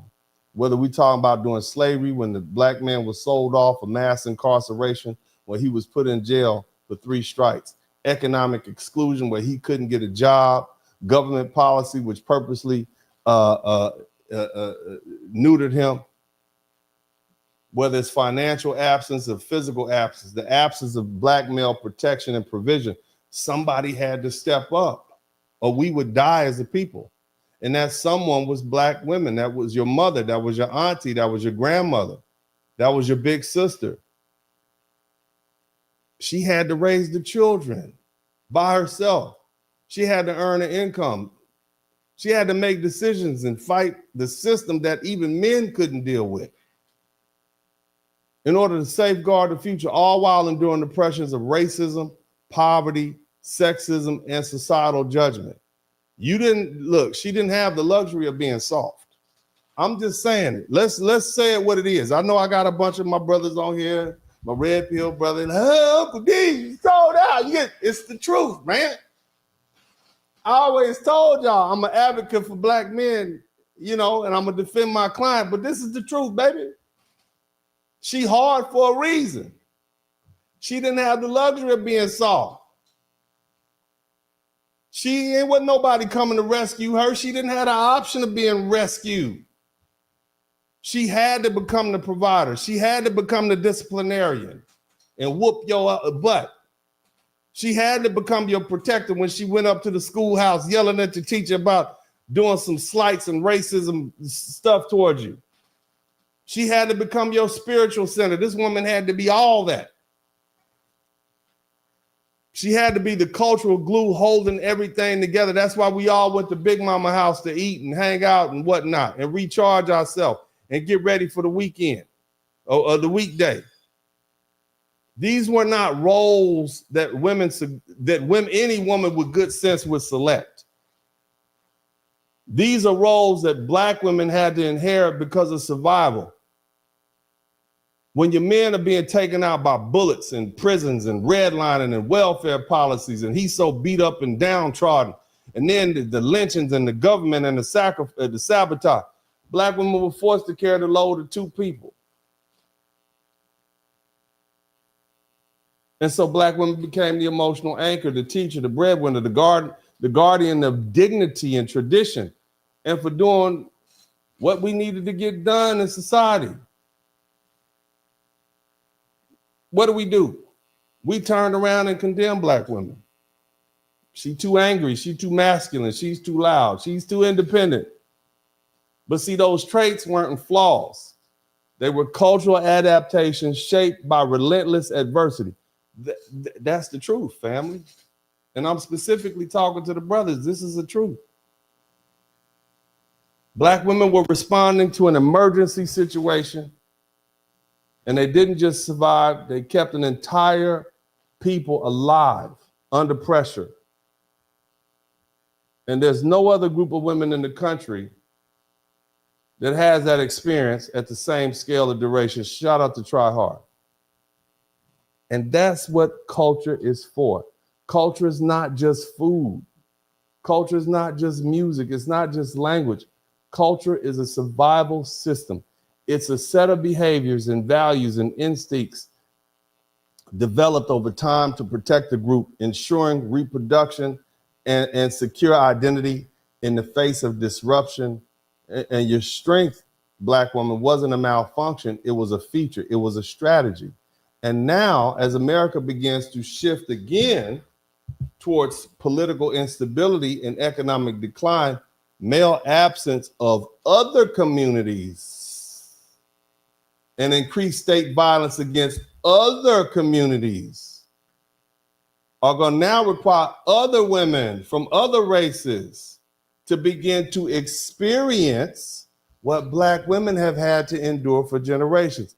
These immigrant raids, the incarceration of their breadwinners, the deportation of their breadwinners, their men, systematic breakdowns. Many of these Latino families are losing their men. Family structures are being break down. Africans, Asians, they're losing their breadwinners.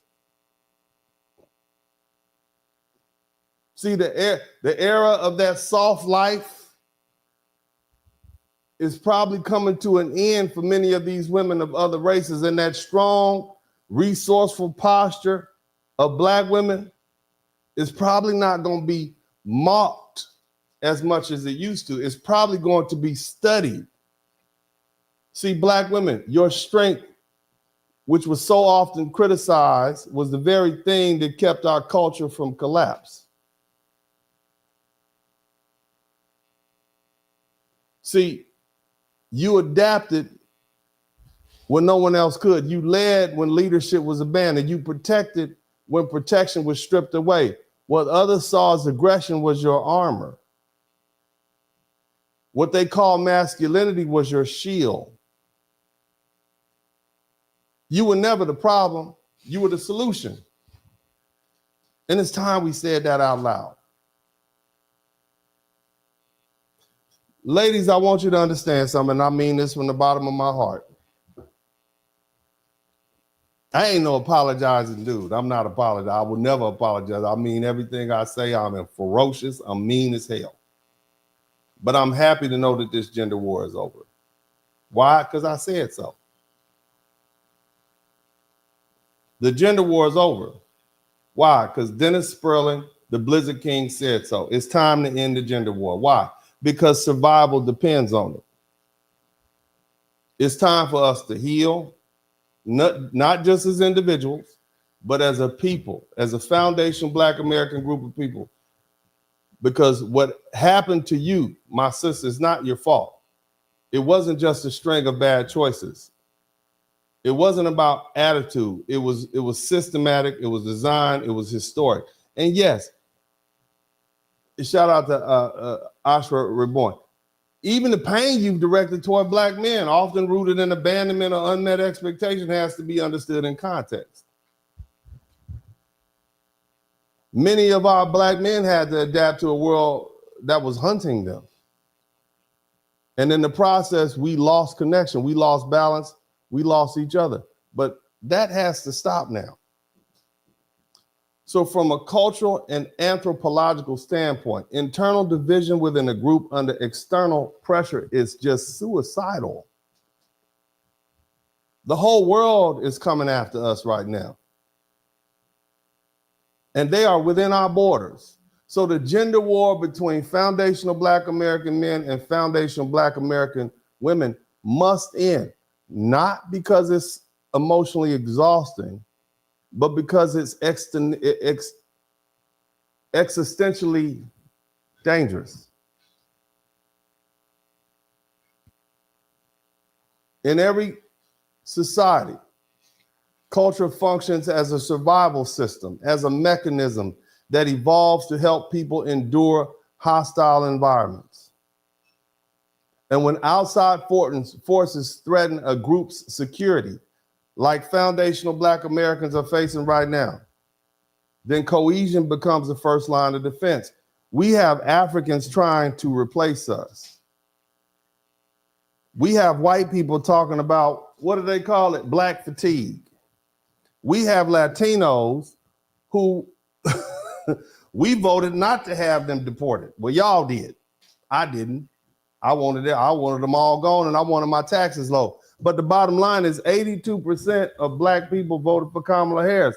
Had they followed our lead, at least the men, they wouldn't be getting deported by now. Yet and still, they still turning on us. So what does that tell you? That tells me that we have some external threats. And so the gender war has to end, not because I say so, but because I have interpreted our culture, and I'm telling you, it is going to become distasteful to be warring with each other in the next 5 to 10 years. People who have made money doing that and generated a lot of money and proceeds with that conflict, it's distasteful. You're going to be in the out.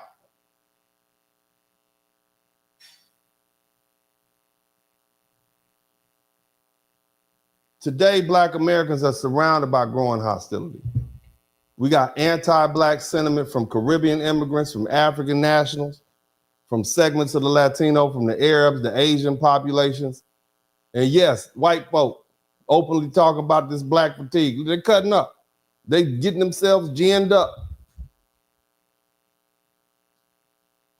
And at the same time, we're politically isolated. We're economically vulnerable, and we're socially targeted. The environment is collapsing in on us, and survival will require unity. And our culture, the same culture that they say we don't have, it requires that we prioritize our family structure and protect our lineage and unify under threat. That means the gender war, the cycle of blame and bitterness and public antagonism between foundational Black American women and foundational Black American men, it has got to stop. Because see, we can't afford the luxury of division today, right now. Not with this many enemies at the gate.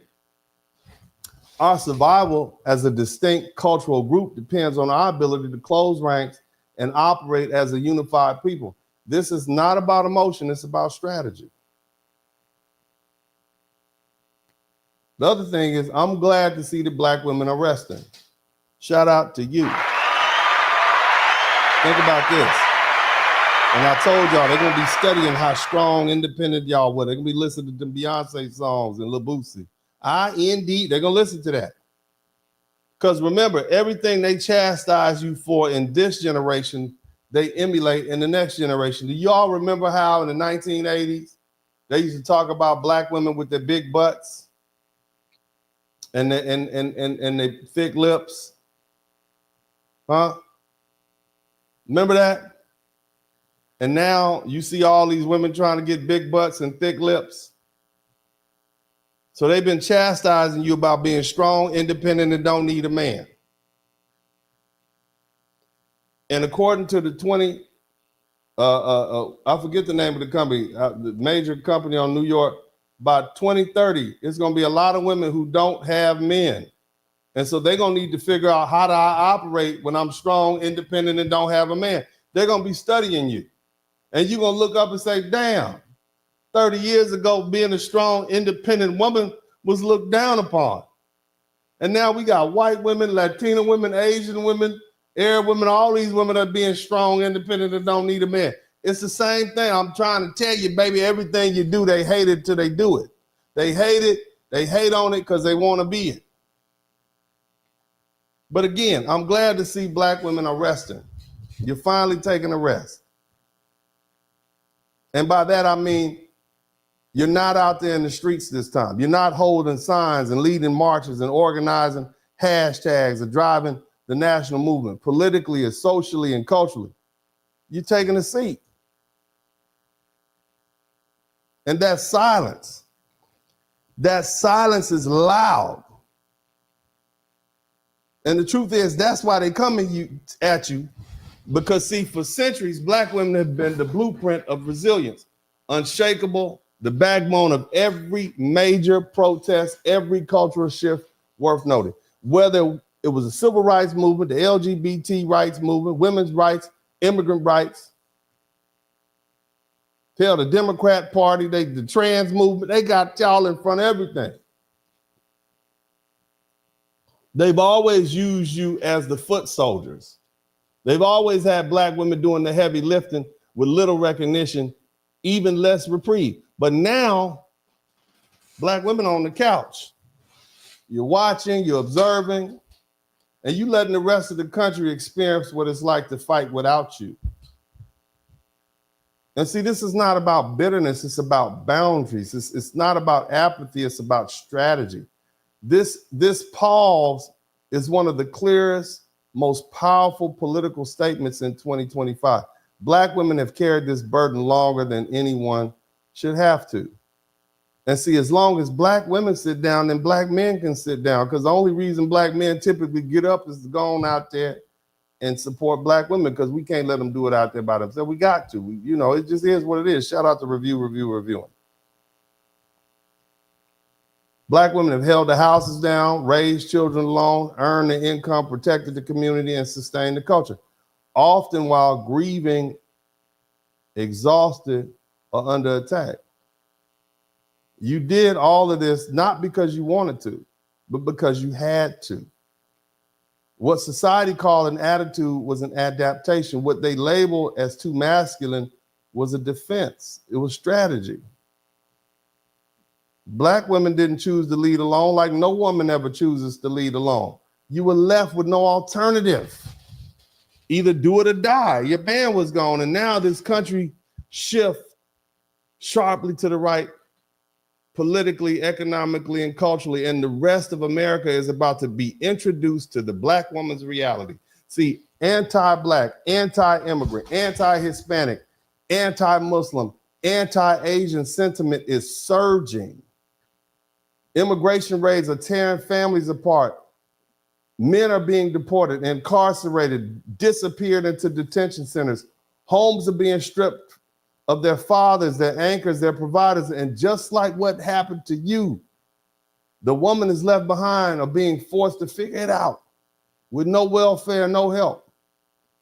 They're getting their crash course in what it means to raise children alone, to protect a house with no backup, to be judged for surviving a structure that was never built to support them. They mocked Black women's strength, but now they'll have to borrow from it, ladies.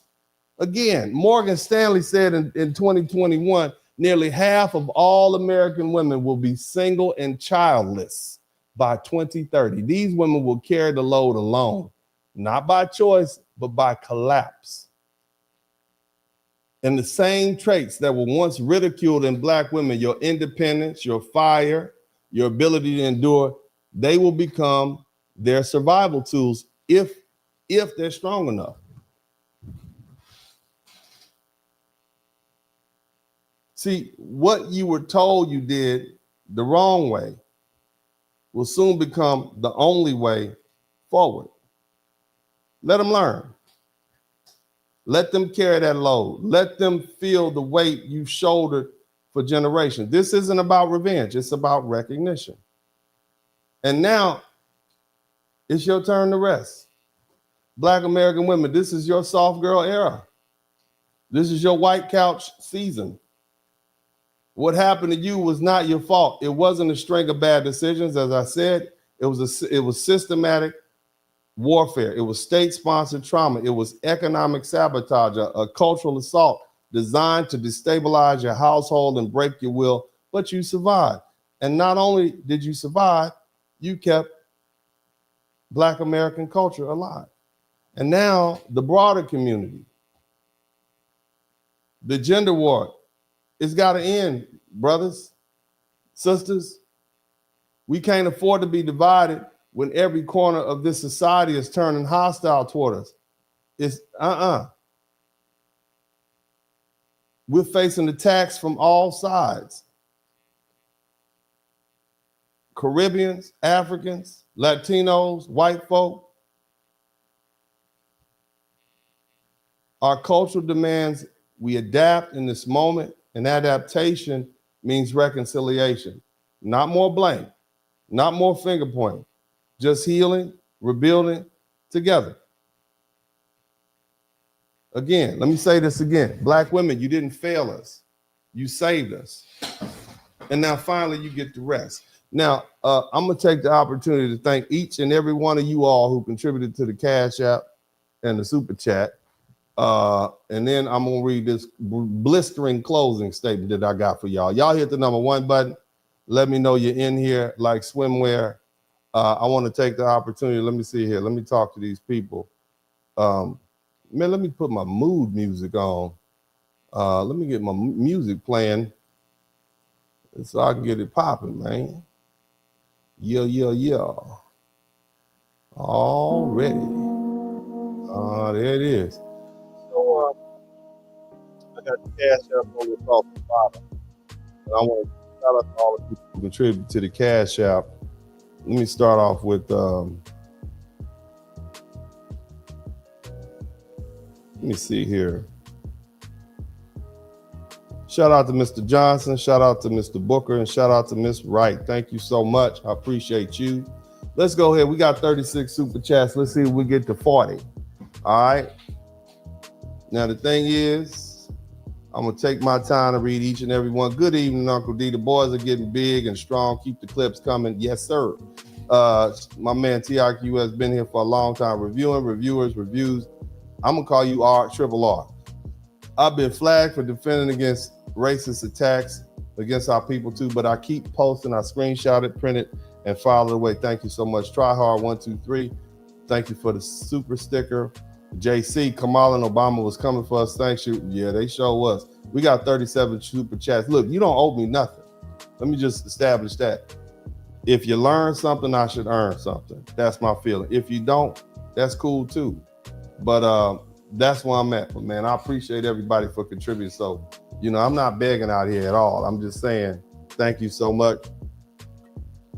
And if you earn something, I should learn something. You should pay for quality. You have to. Otherwise, you don't have it. But anyway, shout out to Chris Barber. What time to be alive? Black is beautiful. Yes, it is. Keisha Miles, welcome to the membership, baby. Thank you so much. The original white Americans and black Americans have an understanding. We don't like each other, but we're Americans and we close right. Yeah, that's it. I mean, it's not that we don't necessarily like each other. We just don't really want to be around each other like that. We'll fight wars together. We'll play football together, but then we want to go back to our community.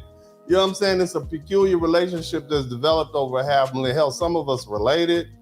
You know what I'm saying? There's a lot of white people that ain't quite white. It's a hilarious situation, but we're all Americans. And I love my country. Win, lose, or draw. I love the United States of America. We're blessed to live in this country. You don't believe me? Go take a flight 4 or 5 hours south. You know what I'm saying? Go check that out. But go try to speak your mind in Britain and see if you don't have the police knocking on your door. But anyway, thank you so much, Keisha Miles. She says, I've been in Dearborn in Southwest Detroit. I love seeing. Thanks, Uncle Trump. You a mess. Thank you, Ms. Miles. Urban Eagle, thank you for the $5 super sticker. Tables, Judah, knowledge is power. Thank you. Essential entities, peace and blessing to the families. Watch out for the Trojans, goats, greatest of all time, sellouts. Dr. Claude Anderson spoke of on Europeans paying attention to Africans, not having a sincere concern. Foreigners and the people there. Thank you so much. My man, Triple R, reviewers, reviewing. When I saw that African woman, we declared war on your video, I was like, what? Evil grins. Like, yeah, they don't know. Y'all don't ever. Why would you get these people started? Look, I feel sorry for y'all. Y'all shouldn't have got these black Americans started. This is not going to work out. Who sold you into dysfunction? Thank you so much. Johnny Harris says these Africans are cowards because they left their country to fight to improve. Yeah, I mean, if something really go down, they just going to go home. They're not here to fight.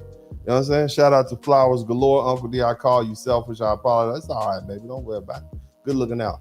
Who else? David Johnson, the asshole. They're going to learn today, August 1st, trillion FBA power. Thank you so much, brother. Let me see here. We got David Johnson, the a-hole, says, I always boils down to just plain old jealousy when it comes to it. Others. We got 42 super chats. Are we going to get to 45 before I get all the way through? Got a ways to go. Let me see here. Jealousy when it comes down to others, their resentment of us. Oh, well, we can't help it. We're the chosen people. Amen to that. David Johnson. Dennis. Hey, what's up, fam? Appreciate you. Let me see. Willis Addison. B1 fam, you speak on Sierra citizenship, grift to Benin. I'm going to have to look into that, man. I'm very focused on what I'm doing, and that is really teaching our people our history so that they can understand the patterns and recognize the direction that we're heading. And so oftentimes I don't focus on individuals unless it falls into a context that is something that I can deliver and discuss on a broader scale, you know, and that way you get more out of it. But, you know, thank you. So in other words, I try to remain philosophical as opposed to personal, you know. I like to put things in context. So I'd have to look into that. But thank you so much. But I will say this, it's about taxes. They are always going to take the richest and give them citizenship, because guess what? That leads to taxes and homes and so on and so forth. Nevertheless, man, I've dragged on. We got 44 super chats. Let's get to 45 and that'll be live. Willis Anderson, don't settle, young brother. Only a strong FBA sister. Good looking out, brother. I tell my son, look, what's the point of us doing all this work? And, you know, I'd like my sons to marry them a nice black girl. You know, to me, you know, it don't really matter if she black American or some, you know, other sort of black. I just want them to be of African descent. You see what I'm saying? And a good girl. That's what I want for that's my biggest, a good woman for my sons, preferably of African descent, you know, and that's what I ask. But, you know, every man has his own path, but they typically will, you know, listen to dad. David Johnson, a-hole, they jealously and ignorantly speak on us without even truly and fully knowing our history. And that's how we know it's simply just hate. All right, thank you so much. Penny Ford, what's up, baby girl? You making it to Ohio? We got 45 super chats. Are we gonna get to 50? That'll be nifty. Penny Ford, never been about race for me. It's always been and will always be about culture for me. And us FBAs are the flavor of their. Did y'all learn a lot about culture? That's my thing. Did you guys learn what culture is? I hope I've helped expand your understanding of what culture is. That was the whole point of this, okay? So let me know if you did. If you learned something about culture, tell me what you picked up tonight. I want to read the chats. Black Sand, thank you for the $1.99. We got 45 super chats. Are we going to get to 50? My man Jedi Sage said tuition. Thank you so much. David Johnson, thank you, family. Let me see what you said here. Teach, brother, teach. I will. Tobias Judah, once. Unk on point, thanks for the lesson. Yeah, man, no problem. Jedi Sage, you represent us in a great way. Thank you, no problem, brother. I appreciate you. David Johnson, we've always set the trend example. We put so many nice rims on our cars. The car dealers started selling cars off the lot with rims. That's true. Good point. Penny Ford, our music. The Michael Jacksons, she said the Michael Jacksons, the Whitney Houstons,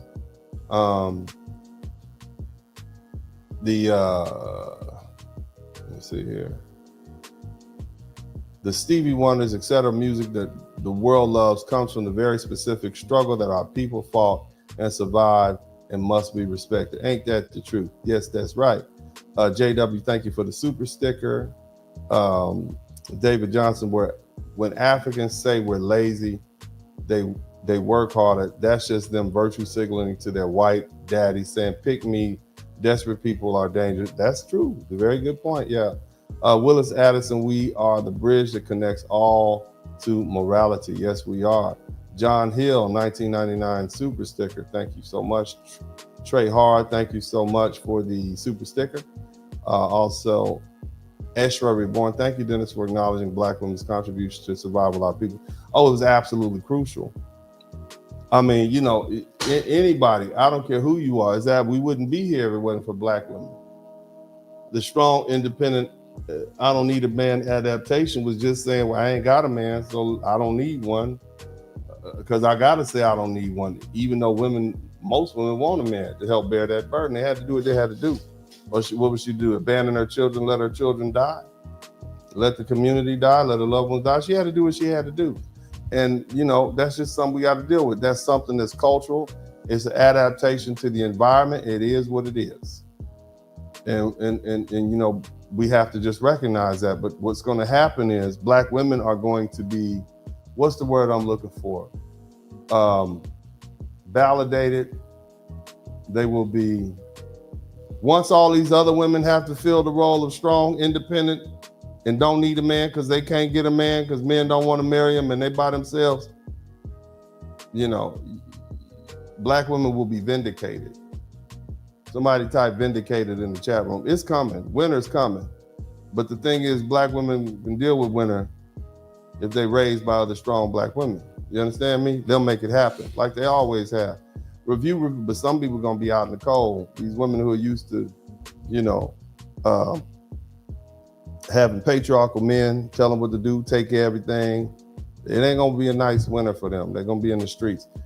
Be ready to step over the bodies. Review, Triple R, fact, filled, no lies detected. Yes, sir. Bobby Williams, I appreciate the knowledge and information. No problem, fam. Try hard. Thank you for the super sticker. Reviewing. Triple R, it is. Time for all you, and keep them coming. I will. Crystal Priest super sticker. Yaya's kids. Thank you for the $10 super sticker. Proximity, thank you so much. Mr. Hunter 5150, thank you for the super sticker. Theodis, thank you so much for the $10 super sticker. The trust in the Lord, thank you for the teaching. Bless you. Yes, all right, cool. So we got 45 super chats. Shout out to everybody who came through with the 45 super chats. Maybe we'll get to 50 before I finish this, but let me go ahead and give y'all this work. Y'all hit the #1 button. Let me know if you can hear me clearly. Man, it's been a good broadcast, man. I've enjoyed it. I got a little bit more to say. I'm not gonna hold y'all up too long, but it needs to be said, right? If you enjoyed the broadcast, let me know you enjoyed the broadcast by subscribing to the channel. That's the way you let me know you enjoy the broadcast. Go ahead and hit that subscription button. I have like 45% of the people that review my channel are not subscribed. That ain't cool, baby. That's rude, baby. And y'all make sure y'all do that. And again, make sure if you've been in a car accident, call your Hall of Fame inducted attorney, Dennis Spurling. I'm right here. You can reach me at 713-229-0770. Only for accidents. Whether it's a serious accident, trip and fall, car accident, 18-wheeler, y'all call me up because I got a day job. See, I'm not like Dr. Umar Johnson. I kept my day job, baby. Okay, I keep all my little licenses active. Okay, I ain't really trying to depend on your little donations, and I'm not gonna try to build no school either. This is where you're gonna learn right here. If I was to open a school, it'd be like, all right, y'all can send everybody to my backyard. Okay, when I get off work, we're gonna teach a couple of classes. That's how I work. We're gonna do it like our people did. We're gonna teach what the teacher need to be taught at. All right, and we're not gonna have to build a building to do it. If you got the teacher, that's where you need to do it. Right there. That's where it all starts, right there. Yeah, man. But anyway, family. Yeah, y'all call me if you've been in a car accident. Wherever you are in the country, hit Uncle D up, man. I got friends all over America. But let's do this. So let's be brutally honest with each other. This tension, right? I don't think it's rooted in a genuine desire for unity. It's rooted in envy. But we talking about Black America rejecting this failed African culture, and I gave you some reasons why. But the only reason that this conversation even exists is because some people, particularly certain African voices, can't stomach the reality that foundational Black Americans have done what few others could. We survived, we adapted, and we thrive in the most cutthroat cultural ecosystem on Earth, the United States of America. You see? And it's only that African arrogance, boasted by those colonial era delusions of grandeur that rubbed off on them, that blinds some of our continental cousins to the fact that they're not superior to us in any measurable way. Economically, we're richer. Even the ones that come over here, when you compare our top 10% of foundational Black Americans to the top 10% of Africans and the top 10% of Caribbeans, we are blowing them out the water. Culturally, do you think African culture is more dominant worldwide than Black American culture? The whole world knows us. Shout out to Sonya C. We are known globally. We are a tiny minority in the United States of America, way over here across the water, and we are known across the world. We're more visible. We're more imitated. We're more respected, even in their countries. And yes, stylistically, musically, physically, Black Americans set the tone. They want to, when they think, when people look Black, they want to look like Black Americans. They don't want to look like y'all. Your foreheads are too big. Let me stay on subject, but the foreheads are too big. Just start with that. But Black Americans globally are the standard of cool and charisma and cultural gravity. And here is the part that stings. We didn't become this in spite of escaping African culture. We became this because we escaped it. You see? While ancestral ties have their place, the truth is African systems, social, political, economic, have repeatedly failed to modernize, to compete, and to withstand pressure. You didn't build Silicon Valley. You didn't birth jazz. You didn't birth blues and hip hop or the civil rights movement. We did, because we had to. We evolved past you to survive. America is the apex predator of cultures, ruthless, competitive, capitalist, and cold. It doesn't coddle weakness. It doesn't subsidize failure. It demands results or extinction. And in the furnace, in that furnace, foundational Black Americans didn't just survive. We sharpened ourselves into steel. We became the ultimate adaptation of human resilience. We didn't just integrate, we innovated. We didn't just cope, we created the cultural blueprint for the modern world. This country operates on the law of you eat what you kill, and we learn to hunt. We built legacy where there was loss. We built rhythm from rupture. We became apex beings in an apex system. So let's get something straight. This isn't just about cultural differences. It's about respect. Don't come into the house we built trying to redecorate. Don't show up decades late, centuries late, trying to claim birthrights you never fought for. Don't lecture the architects while you stand on the foundation that our blood poured. We are foundational Black Americans, refined by resistance, baptized in struggle, and elevated through unmatched perseverance. We owe no one an apology for our evolution. If anything, you should be taking notes. And let's push this even further. This is not a debate about aesthetics or wealth. It's about adaptation. We took the harshest conditions ever imposed on human beings: chattel slavery, lynchings, convict leasing, redlining, Jim Crow, COINTELPRO, mass incarceration, anti-Black systematic racism, and turned that pressure into power. The world copies our swag and mimics our speech and dances to our music and builds entire industries off our struggle. That's cultural alchemy. That's survival redefined. We didn't run like you all. We didn't fold like you all. We transformed. Meanwhile, those who stay behind, many of whom now critique us from the collapsing rooftops of these failed post-colonial states and countries, you had a clean slate. You didn't have chains. You didn't have plantations. You didn't have Jim Crow. You didn't have anti-Black racism. And what did you build? You didn't build a Wakanda. You built kleptocracies. You built child soldiers. You built economic dependence. You built tribal warfare. You built overt sexism, female mutilation. You built civil unrest. You weren't colonized because of white supremacy. You collapsed because your culture systems couldn't hold the weight of the modern world. Shout out to Afro Merchant.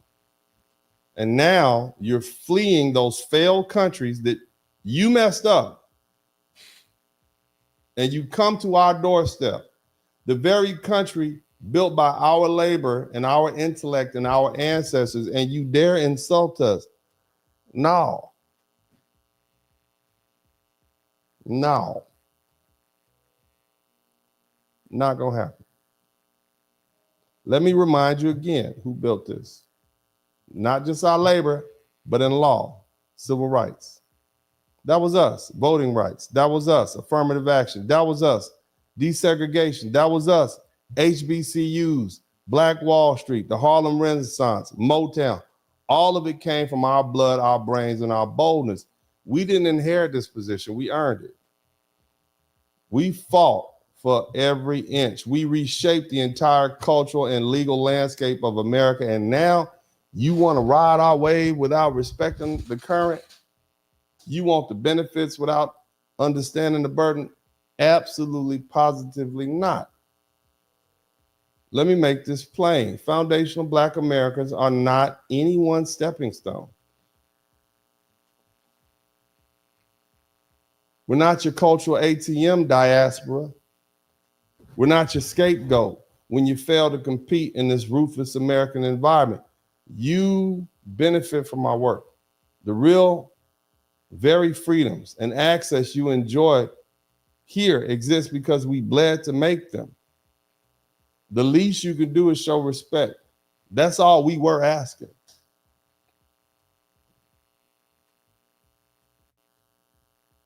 But now I think the price is a little high. To my people,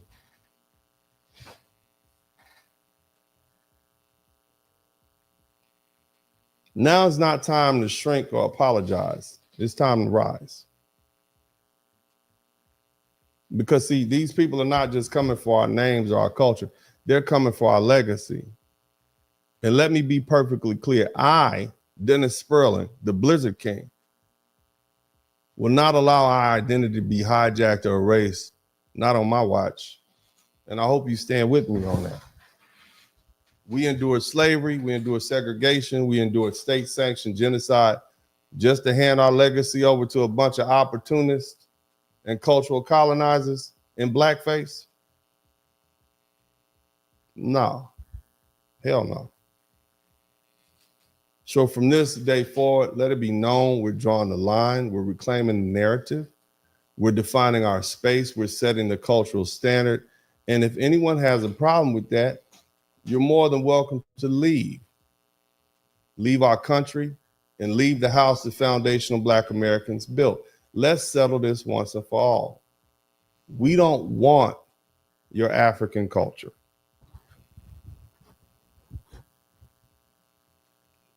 Black American culture is not an offshoot or a derivative of African traditions. It is wholly unique. It is a survival system engineered through centuries of trauma, resistance, and transformation. What we built here is not a broken version of what you left behind. It's a better version. It's battle tested. It's future facing. It's culturally dominant. And let's not pretend your systems would work here. They wouldn't. The stakes are higher. The enemies are closer. The consequences are fatal. Your tribal customs, your imported religions, your social hierarchies, none of them apply in this war zone called America. In fact, they just get us unalive. You talk about patriarchy, but what you really have is performative kingship. See, your men want thrones without responsibility. See, a real patriarchy, the man takes the weight. The man serves and protects and provides. The man puts his life on the line for his family, not just in the face of physical danger, but also he works and sacrifices his life to provide for his family.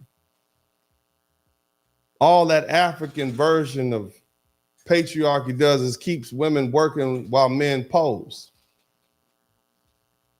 Don't bring that here. We've already paid the price to forge something stronger. We don't need your flags. We don't want your gods. We're not adopting a failed system that folded when the first European ship came ashore and offered you a few shillings and trinkets and nuggets of gold. Keep your culture.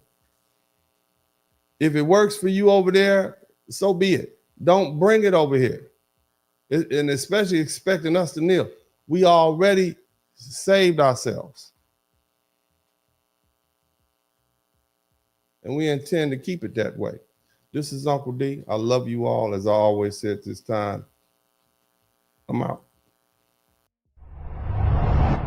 Dennis Spurling. In the city where the lights don't sleep, Uncle D got the vibe so deep.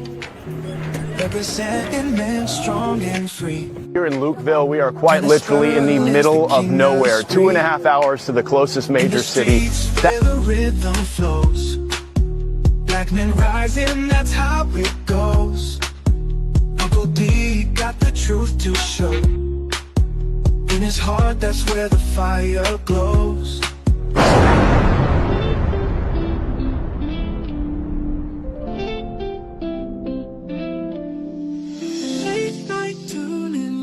The stream, Dennis Spurling, wisdom gleam, voices whisper truth and insight. In his podcast, feel the light. Harmony in every word, truth and laughter you've heard. Wave after wave of smooth delight. Dennis brings the dark to light. That's the blizzard, baby. Share the tales of stories more like morning gold. Feeling the wisdom subscribing like time after time. Black men, I want to salute you. The incarceration rate is down. The education rate is up. We up. We went from, we are doing great for ourselves. So you should salute yourself. Shout out to all the brothers out there, whether you're a truck driver or engineer. Whether you're an electrician or garbage man, a doctor, a lawyer, if you a hard-working brother, if you fresh out the penitentiary, but you on your grind and you doing it legal and you trying to make amends for yourself, man, I salute you too, brothers. God bless you. This is Uncle D, and you know, I'm out.